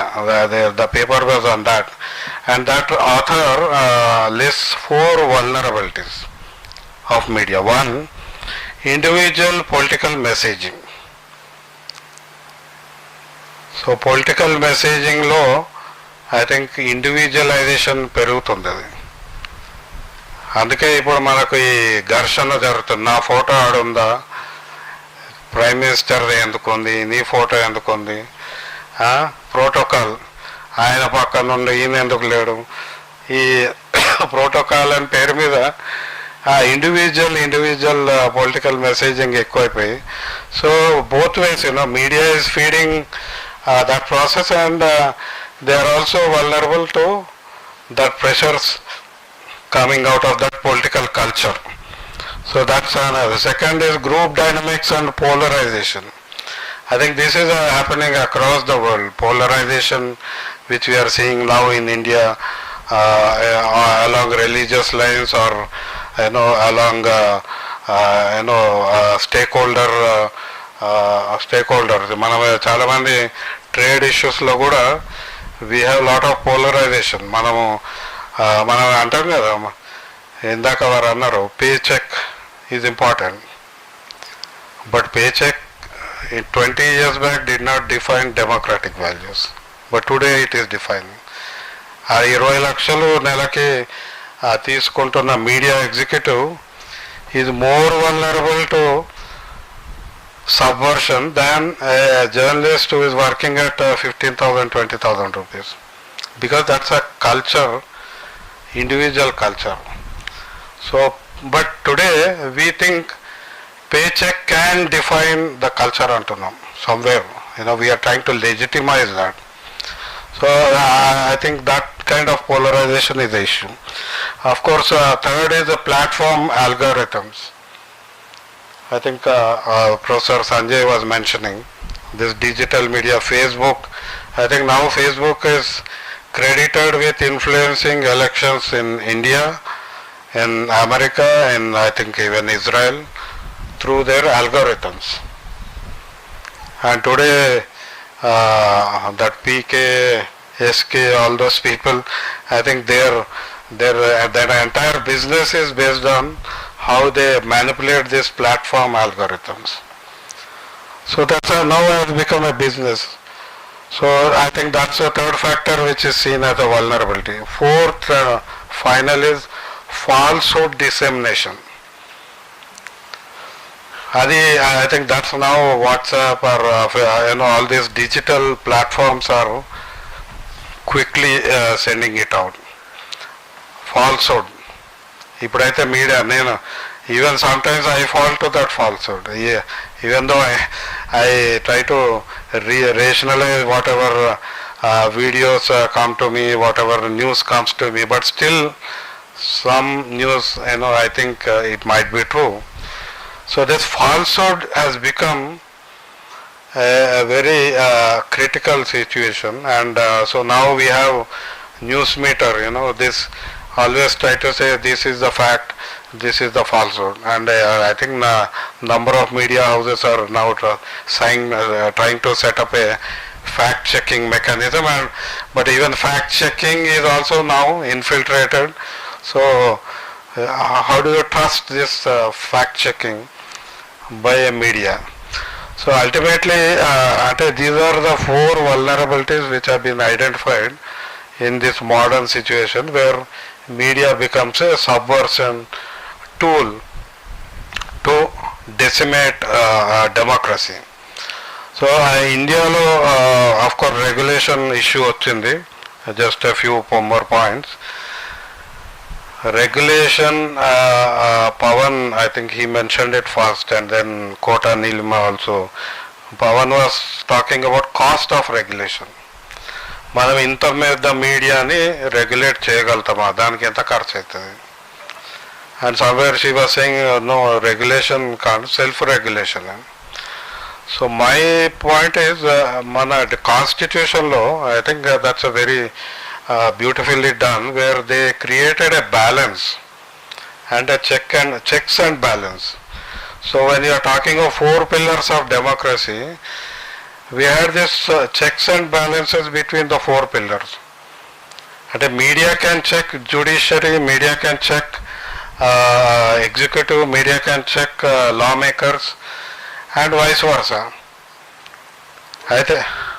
Sorry? Media, yeah, I was coming to that. In fact, I think this week one Supreme Court judge, and in fact yesterday Chief Justice remarked, their angst against social media, which is doing a media trial of court cases. అయితే court తన పని చేయకుండా ఈయన రోజు 15 స్పీచ్లు బయట ఇచ్చొస్తాడు, కానీ కోర్టులో కేసులు ఉన్నాయి, 7 లక్షల కేసులు ఉన్నాయి అంటే they are not giving justice, they are not doing they work. So media చేస్తుంది. మనం జూబ్లీ హిల్స్ కేసులో చూసినాం, if the media was not reporting on a hourly basis, I don't think those guys would have been arrested then itself. అప్పటికే ఆ వారం రోజుల delay అయింది.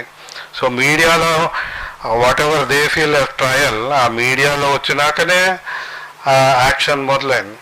So media if it is maybe going beyond it's remit of responsibility, but if the other pillar is not working, this is a question I think all of us have to ponder. If on the four pillars, if one pillar is not working, can't media question that?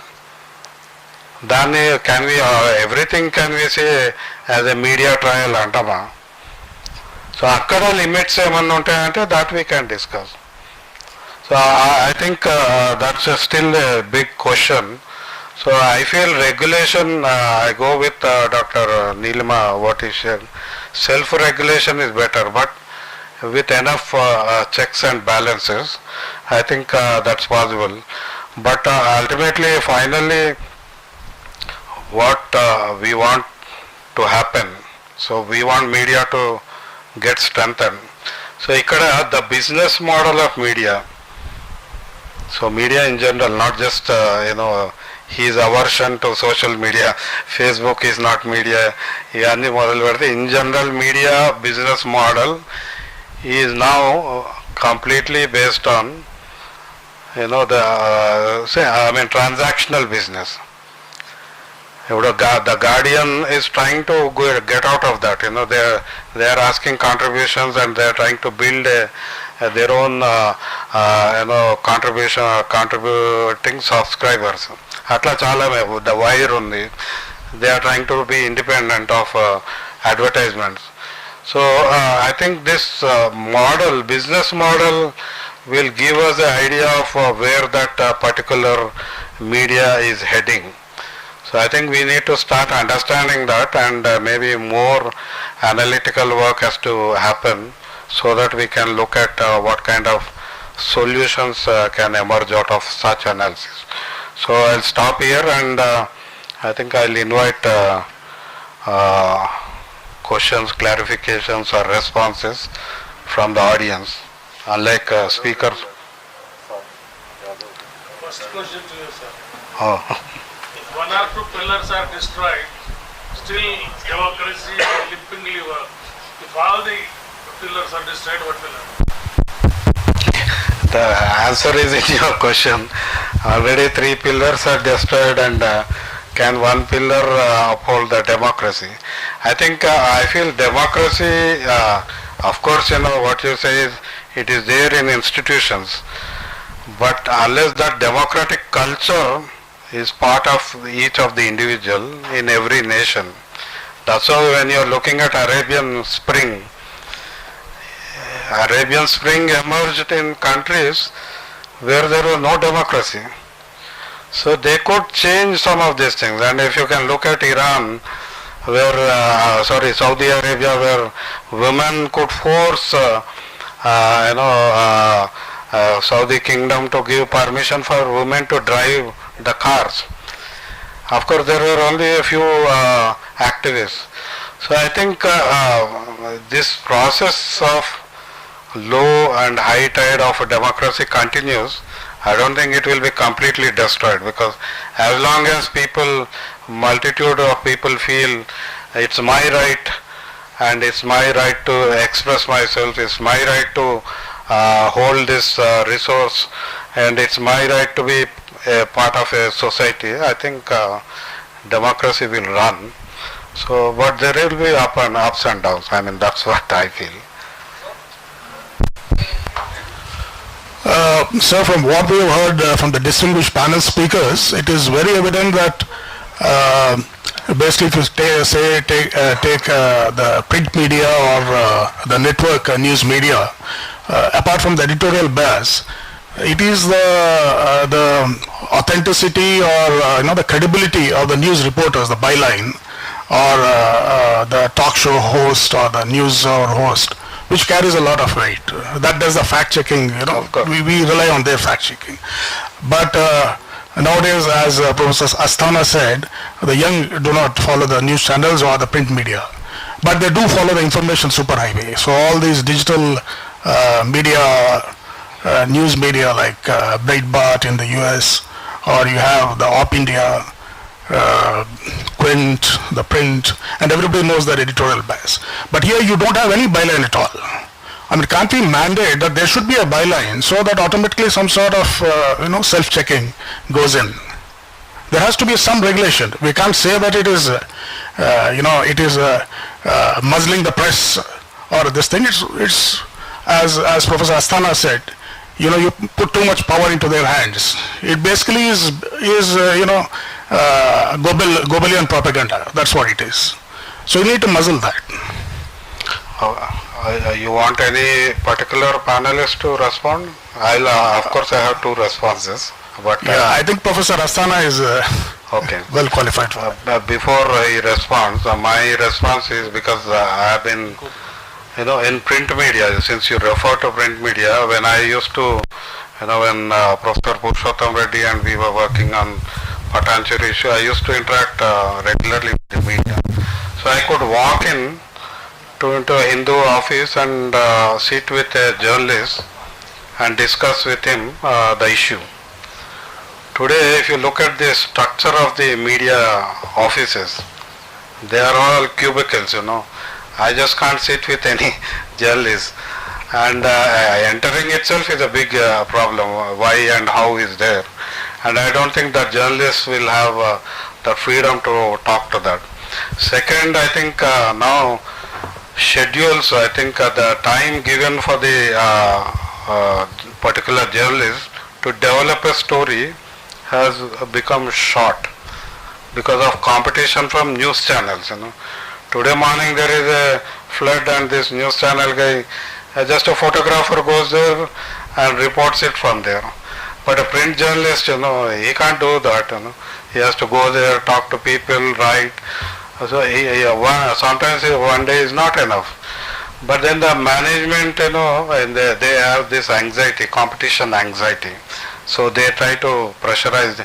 So there, I think the byline are not emerging. In fact, nowadays I don't think he can clarify. Even journalists are not insisting my name has to come. So maybe it's up to you. Yes, you can hear me, right? Yeah, so that question of byline is very important though, meaning I might want to just give an example from US because I teach there, but in Hyderabad also I have not seen that. Say for instance, for us, some of my colleagues who teach journalism, the thing is that, we need to really empower the audience. When I say audience, the young readers and an intergenerational issue, media education and media literacy have to become a very key thing. And as part of the UNESCO, I was one of the co-authors of a report called Media Information Literacy that was published in 2013, where we argued that young people need to really inculcate and very early on in the curriculum, right from middle school onward, because young kids are already on the tablets and on cell phones, so they need to know that media is a construction. Media is something that, when I say media, again I have a problem with the word media because it's social networking is not media. Elon Musk is not media business, he's doing something else. The question is, how do we empower young people? How do we empower others also who are older people to really sift through the information? Because there's a whole disinformation which my colleagues spoke about. It's a global problem. It is in Poland, it is in Hungary, it is in Germany, it is in Austria, it's in India. And particularly that whole idea of disinformation and hate speech and all of that sort of is spewed through digital networking sites. It's difficult to regulate or control that. But if it is in a journalistic enterprise where, print-based media, it's difficult to do that. You can't get away with that, at least in the United States. I would like to add something to that question. Particularly this conventional media like print media and television, of late this digital media, to some extent, is having the mechanism of cross-checking and fact-checking and disseminating into the public domain. That's the gatekeeper system is there. But after proliferation of this social media, they are not the primary producers of the news. They most of the times they will borrow the news from different sources, and they are the only intermediaries. They provide a platform for the dissemination. So that's why they are promoting citizen journalism. Anybody can report. Such all things will come on that platform. So that's why the regulation will be very typical for even the government agencies. Basically the media itself will oppose that control by the government or the corporate. It must be a self-regulatory, as Neelima ji rightly said, that was for the several decades they are saying that we will keep our own Lakshmana Rekha. But incidentally, because of this social media platforms, they has not been able to do no checking. If it comes to their notice, simply they are putting WhatsApp lo పెట్టేస్తారు, అది ఇంకోని పోతుంది, ఇంకోని 20 చైన్లకు పోతుంది, 5 నిమిషాల లోపల మొత్తం ప్రపంచం వెళ్ళిపోతుంది. Then they will realize that this is not true. This is a false, this is fabricated, this is deliberately, intentionally to do political favor to one political party. This has been generated by a group of people. తెలిసి ఏం లాభం, అప్పటికే వెళ్ళిపోయి ఉంటుంది కొన్ని వేలు లక్షల మంది. So that is happening. So దానికి ఇందాక మన వాళ్ళు చెప్పినట్టుగానే perceptional wrongs are there, conceptual errors are there, and factual mistakes are there, and professional inefficiency also there. They don't know. Cloud burst అయింది అని ఒక పెద్ద మనిషి అంటే మీడియాలో ఉన్న వాళ్ళు అక్కడే cloud burst for 10 long days అవుతుందా? 10 long days జరగదు సార్. అది వర్షం అంత పొడవున పడిందంటే ఇది క్లైమేట్ చేంజ్ తప్ప.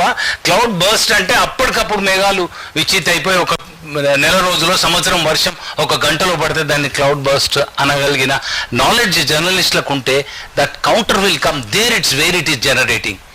ఇది అటెన్షన్ డైవర్షన్ కోసం ఒక పొలిటీషియన్, ఒక ఇండస్ట్రియలిస్టో ఎవరో ఒకటి ఫేక్ న్యూస్ పబ్లిక్ డొమైన్లో వదులుతుంటే, if the journalist is professional and is having knowledge of ఒకప్పుడు అనేది journalist is jack of all master of none. చాలా విషయాల గురించి వాళ్ళకి అవగాహన ఉంటుంది అని. ఇప్పుడు అది నడవదు. చాలా విషయాల గురించి తెలిసి ఏ ఒక్క విషయమైనా లోతుగా తెలియకపోతే జర్నలిస్ట్ కాడు. A journalist at least 2-3 subjects he must be master over that subject.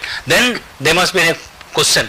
అక్కడ డిజమినేషన్ పాయింట్లోనే కనుక కంట్రోల్ చేయగలిగితే మీడియా ఇంకా కొంచెం కాన్సెప్చువల్లీ, పర్సెప్షనల్లీ అండ్ ప్రొఫెషనల్లీ ఇంకా మోర్ క్వాలిఫై అయితే ఈ ఫేక్ న్యూస్ని ప్రివెంట్ చేయడానికి స్కోప్ ఉంటుంది.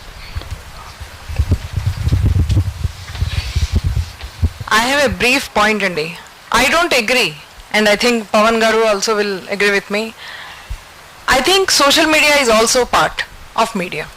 This we cannot, ఈ పాయింట్ని మనం వీ కెనాట్ డైల్యూట్ దిస్. ఒప్పుకుంటా కదా? ఎందుకంటే see one is the fact that the mainstream media, ఎందుకంటున్నానండి నేను, the mainstream media has failed to do its job. వాళ్ళు ఇష్యూల్ని కవర్ చేయకపోతే, మనకిప్పుడు ఫ్లడ్స్ వచ్చాయి తెలంగాణలో, మరి దాన్ని మీరు హెడ్లైన్స్ తీయకపోతే ఎవరో చేస్తే అక్కడ ఉన్నవాళ్ళు, వాళ్ళకి యాక్సెస్ ఉన్నవాళ్ళు, వాళ్ళు ఫేస్బుక్ ఉన్నవాళ్ళు వాళ్ళు చేస్తారు కదా. See, I am saying that there are two sides to everything, Andy. The social media requires a certain amount of structure. That structure lekunda, to disseminate anything is counterproductive. Wrongs kuda I am cheppinattu, wrongs kuda chala promote avutayi. Tappulu, tadigulu, abadhalu kuda chala avvachu. Lies might be sent as truth. But at the same time, it is because of the failure of the mainstream media that social media, Twitter, Facebook, they are all getting popular. Why do young people go on Facebook and Twitter, Andy? Because they know there is more to the headlines. While choosing TV, newspaper headlines to see, they are not satisfied that this is the truth. They want to know the real truth. That's why they go on Facebook, Twitter. Dani regulate cheyali. I agree, they are corporate platforms. Akkada kuda nijam cheppadam kudaradu. These platforms are also in the hands of the powerful and the wealthy, same people who are controlling the media. But if the media were doing a job which they are supposed to do, balance their news, views, everything, then people would go less and less on Facebook and social media. But I'll submit that social media is equally powerful media today, which has brought democracy to every single citizen, freedom of expression to every single citizen, and it is a valuable tool. Yeah. Just one more addendum to that.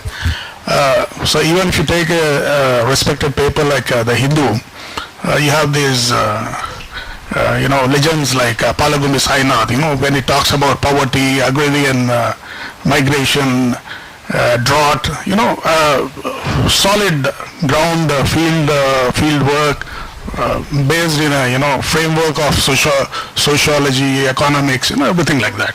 Or you take a GK Reddy on international affairs. But when you look at the network news, there is no, apart from the talk show hosts, which becomes a circus, there is no Anderson Cooper, they were doing a political, news at prime time. It's all in bits and pieces. You just have these headlines. I mean, that again takes away the credibility in Indian news networks. So you have a question or is your comment? Yeah, this is just an idea that we should probably evolve to that. If you take the US networks or even European networks, they have the credibility, they have the validation. Yes, sir. To some extent, there is a constant. There is a constancy. There is a factor which is constant, right? Here you don't know who's your reporter. They are replaceable. They are expendable. So therefore the fear. You are not allowed to build up your own identity, right? Thank you. I would like to say, Yeah.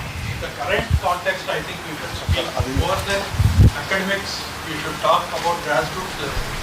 Today, what is happening since 2014, 26th May in India? I think we have to focus on that. Mike here. There is no media. That is the media status. No press conference from the Prime Minister. The person who is supposed to take questions all through, he is always questioning. So there is no democracy, there is no media. But who is responsible? Citizens. Very rightly, you have used collusion, the word, you have used polarization. Today the situation is the bane of bane, sapam. Indian democracy entered there. Polarization has entered our drawing rooms. Now I have to exert myself to convince my son that what is happening in India is not good for the health of India or democratic health of India or idea of India.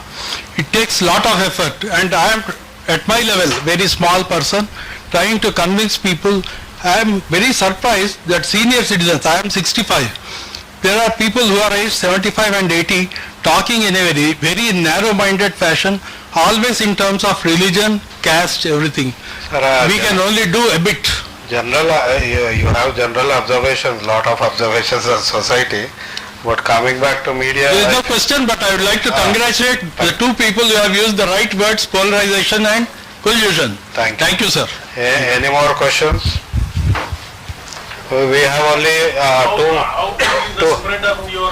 we have only two minutes. I'll just take one or two more questions and then we'll stop. Is it reaching the people? I'm just remembering a former election commissioner T.N. Session once said while addressing a gathering in Trivandrum that he said press is a shame to society. They are third class people asking fourth class questions, reporting fifth class shit. Now referring to Dr. Neelima who said there is no problem with journalism as such, but there is a problem with the journalist. Yes, she is very, very true. It's not the system that is bad and all the systems are good. The people who are in the system and the people who run the system is a problem. Just because of these few individuals in those systems, the entire journalism profession, fraternity has been getting very, very wrong image. Imagine a day... Can you be short? Yeah. I'm asking this question. Imagine a day without a media. When newspapers were not coming during the corona times and social media had a jolly ride. My question to her is, ma'am, you are very true, but do you have any suggestions how to improvise or how to empower journalists? Okay. Thank you. You got can you repeat please? No, about your research analysis, space occupied by so much time, everything. Is it a big reach to people or it is confined to your analysis to your institution? Can you be short? I'll be short.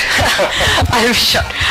First question, how do we empower journalists? I remember, and my tribute to a lot of journalists who died during COVID. వాళ్ళు ఎందుకు మరణించారంటే they were on the field అండి. And that was the difference between some kind of journalist and other. వాళ్ళు accreditation లేదు కొంతమందికి, వాళ్ళు rural ఏరియాస్లో report చేసేవాళ్ళు. They were reporting from rural areas, many of them did not have accreditation. They were reporting about COVID, they died. We kept a record of that. About 1,000 people died. According to our research, 1,000 people in India died covering COVID. Journalists. Many of them got relief. A lot of them did not get relief because the government gives accredited journalist support. Na submission endante, don't wait for government accreditation. Government accrediting a journalist means recognizing a journalist. They recognize who they want to, they don't want to recognize others. There has to be a social responsibility towards journalists. There has to be a civic responsibility to journalists. Mere journalist, if you appreciate a journalist for doing a brave, courageous story, investigating powerful people, they will feel strong. It's not always about money. It's about support. When they take responsibility and fight, let's stand by them. That's the best way to empower. Now I hope I answered your question. The second question on the spread. Yes, I think a lot of media houses have adopted our methodology. To give you some examples, like Barkadat, for instance, has constantly referred to our research while talking about, what the media has been, how it has been covering, etc. Especially whenever there is a judicial issue in Supreme Court, or an issue which is raised, like for instance what Ramana Garu has just said, our research comes into play. So yes, it has been widely referred, but it depends on the people to reach out to these tools. Idi mem tayar chesindi, it's not for any profit. It is available, it is a public available information. So people have to come and see and use it and understand what are they consuming when you watch news. What are you consuming? Adi meer chudaniki you have to make the initiative. Thank you, Neelima garu. Thank you. I think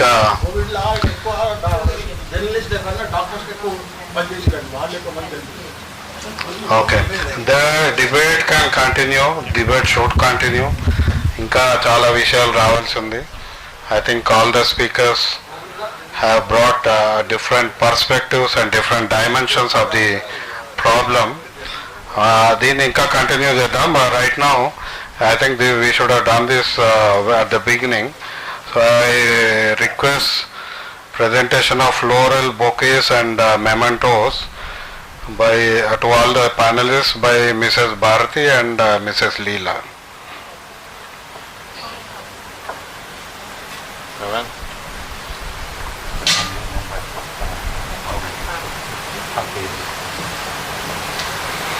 Okay, I think the slight change is each of the family members, they will present a bouquet to each of the panelists.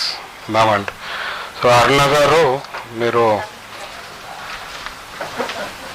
so you can choose your panelists. I am not naming.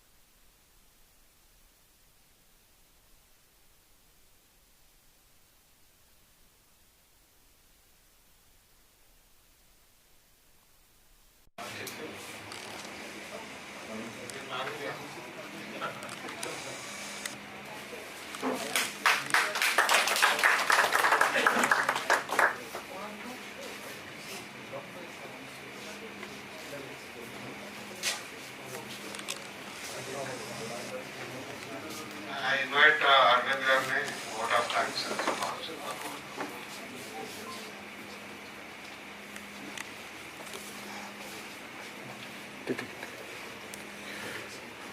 On behalf of the family members of late Sri immensely thankful to Professor Reddy Garu, always forthcoming in helping and organizing these events, and we are thankful to all the distinguished speakers on the dais for taking out their valuable time in delivering and giving their valuable ideas about the present context challenges of media. Once again, thank you so much for all the people who have been come here, to especially who made it possible to attend the program, and also people who have were watching this program live on YouTube channel. Thank you so much for everybody. Please join us for refreshments. Thank you.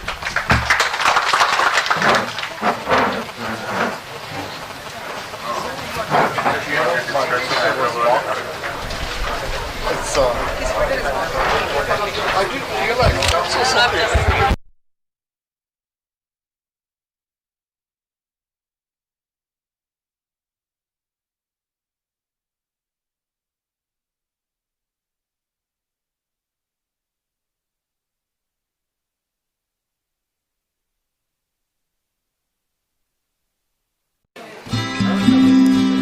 Cut చేసావా? నా live cut చేసావా?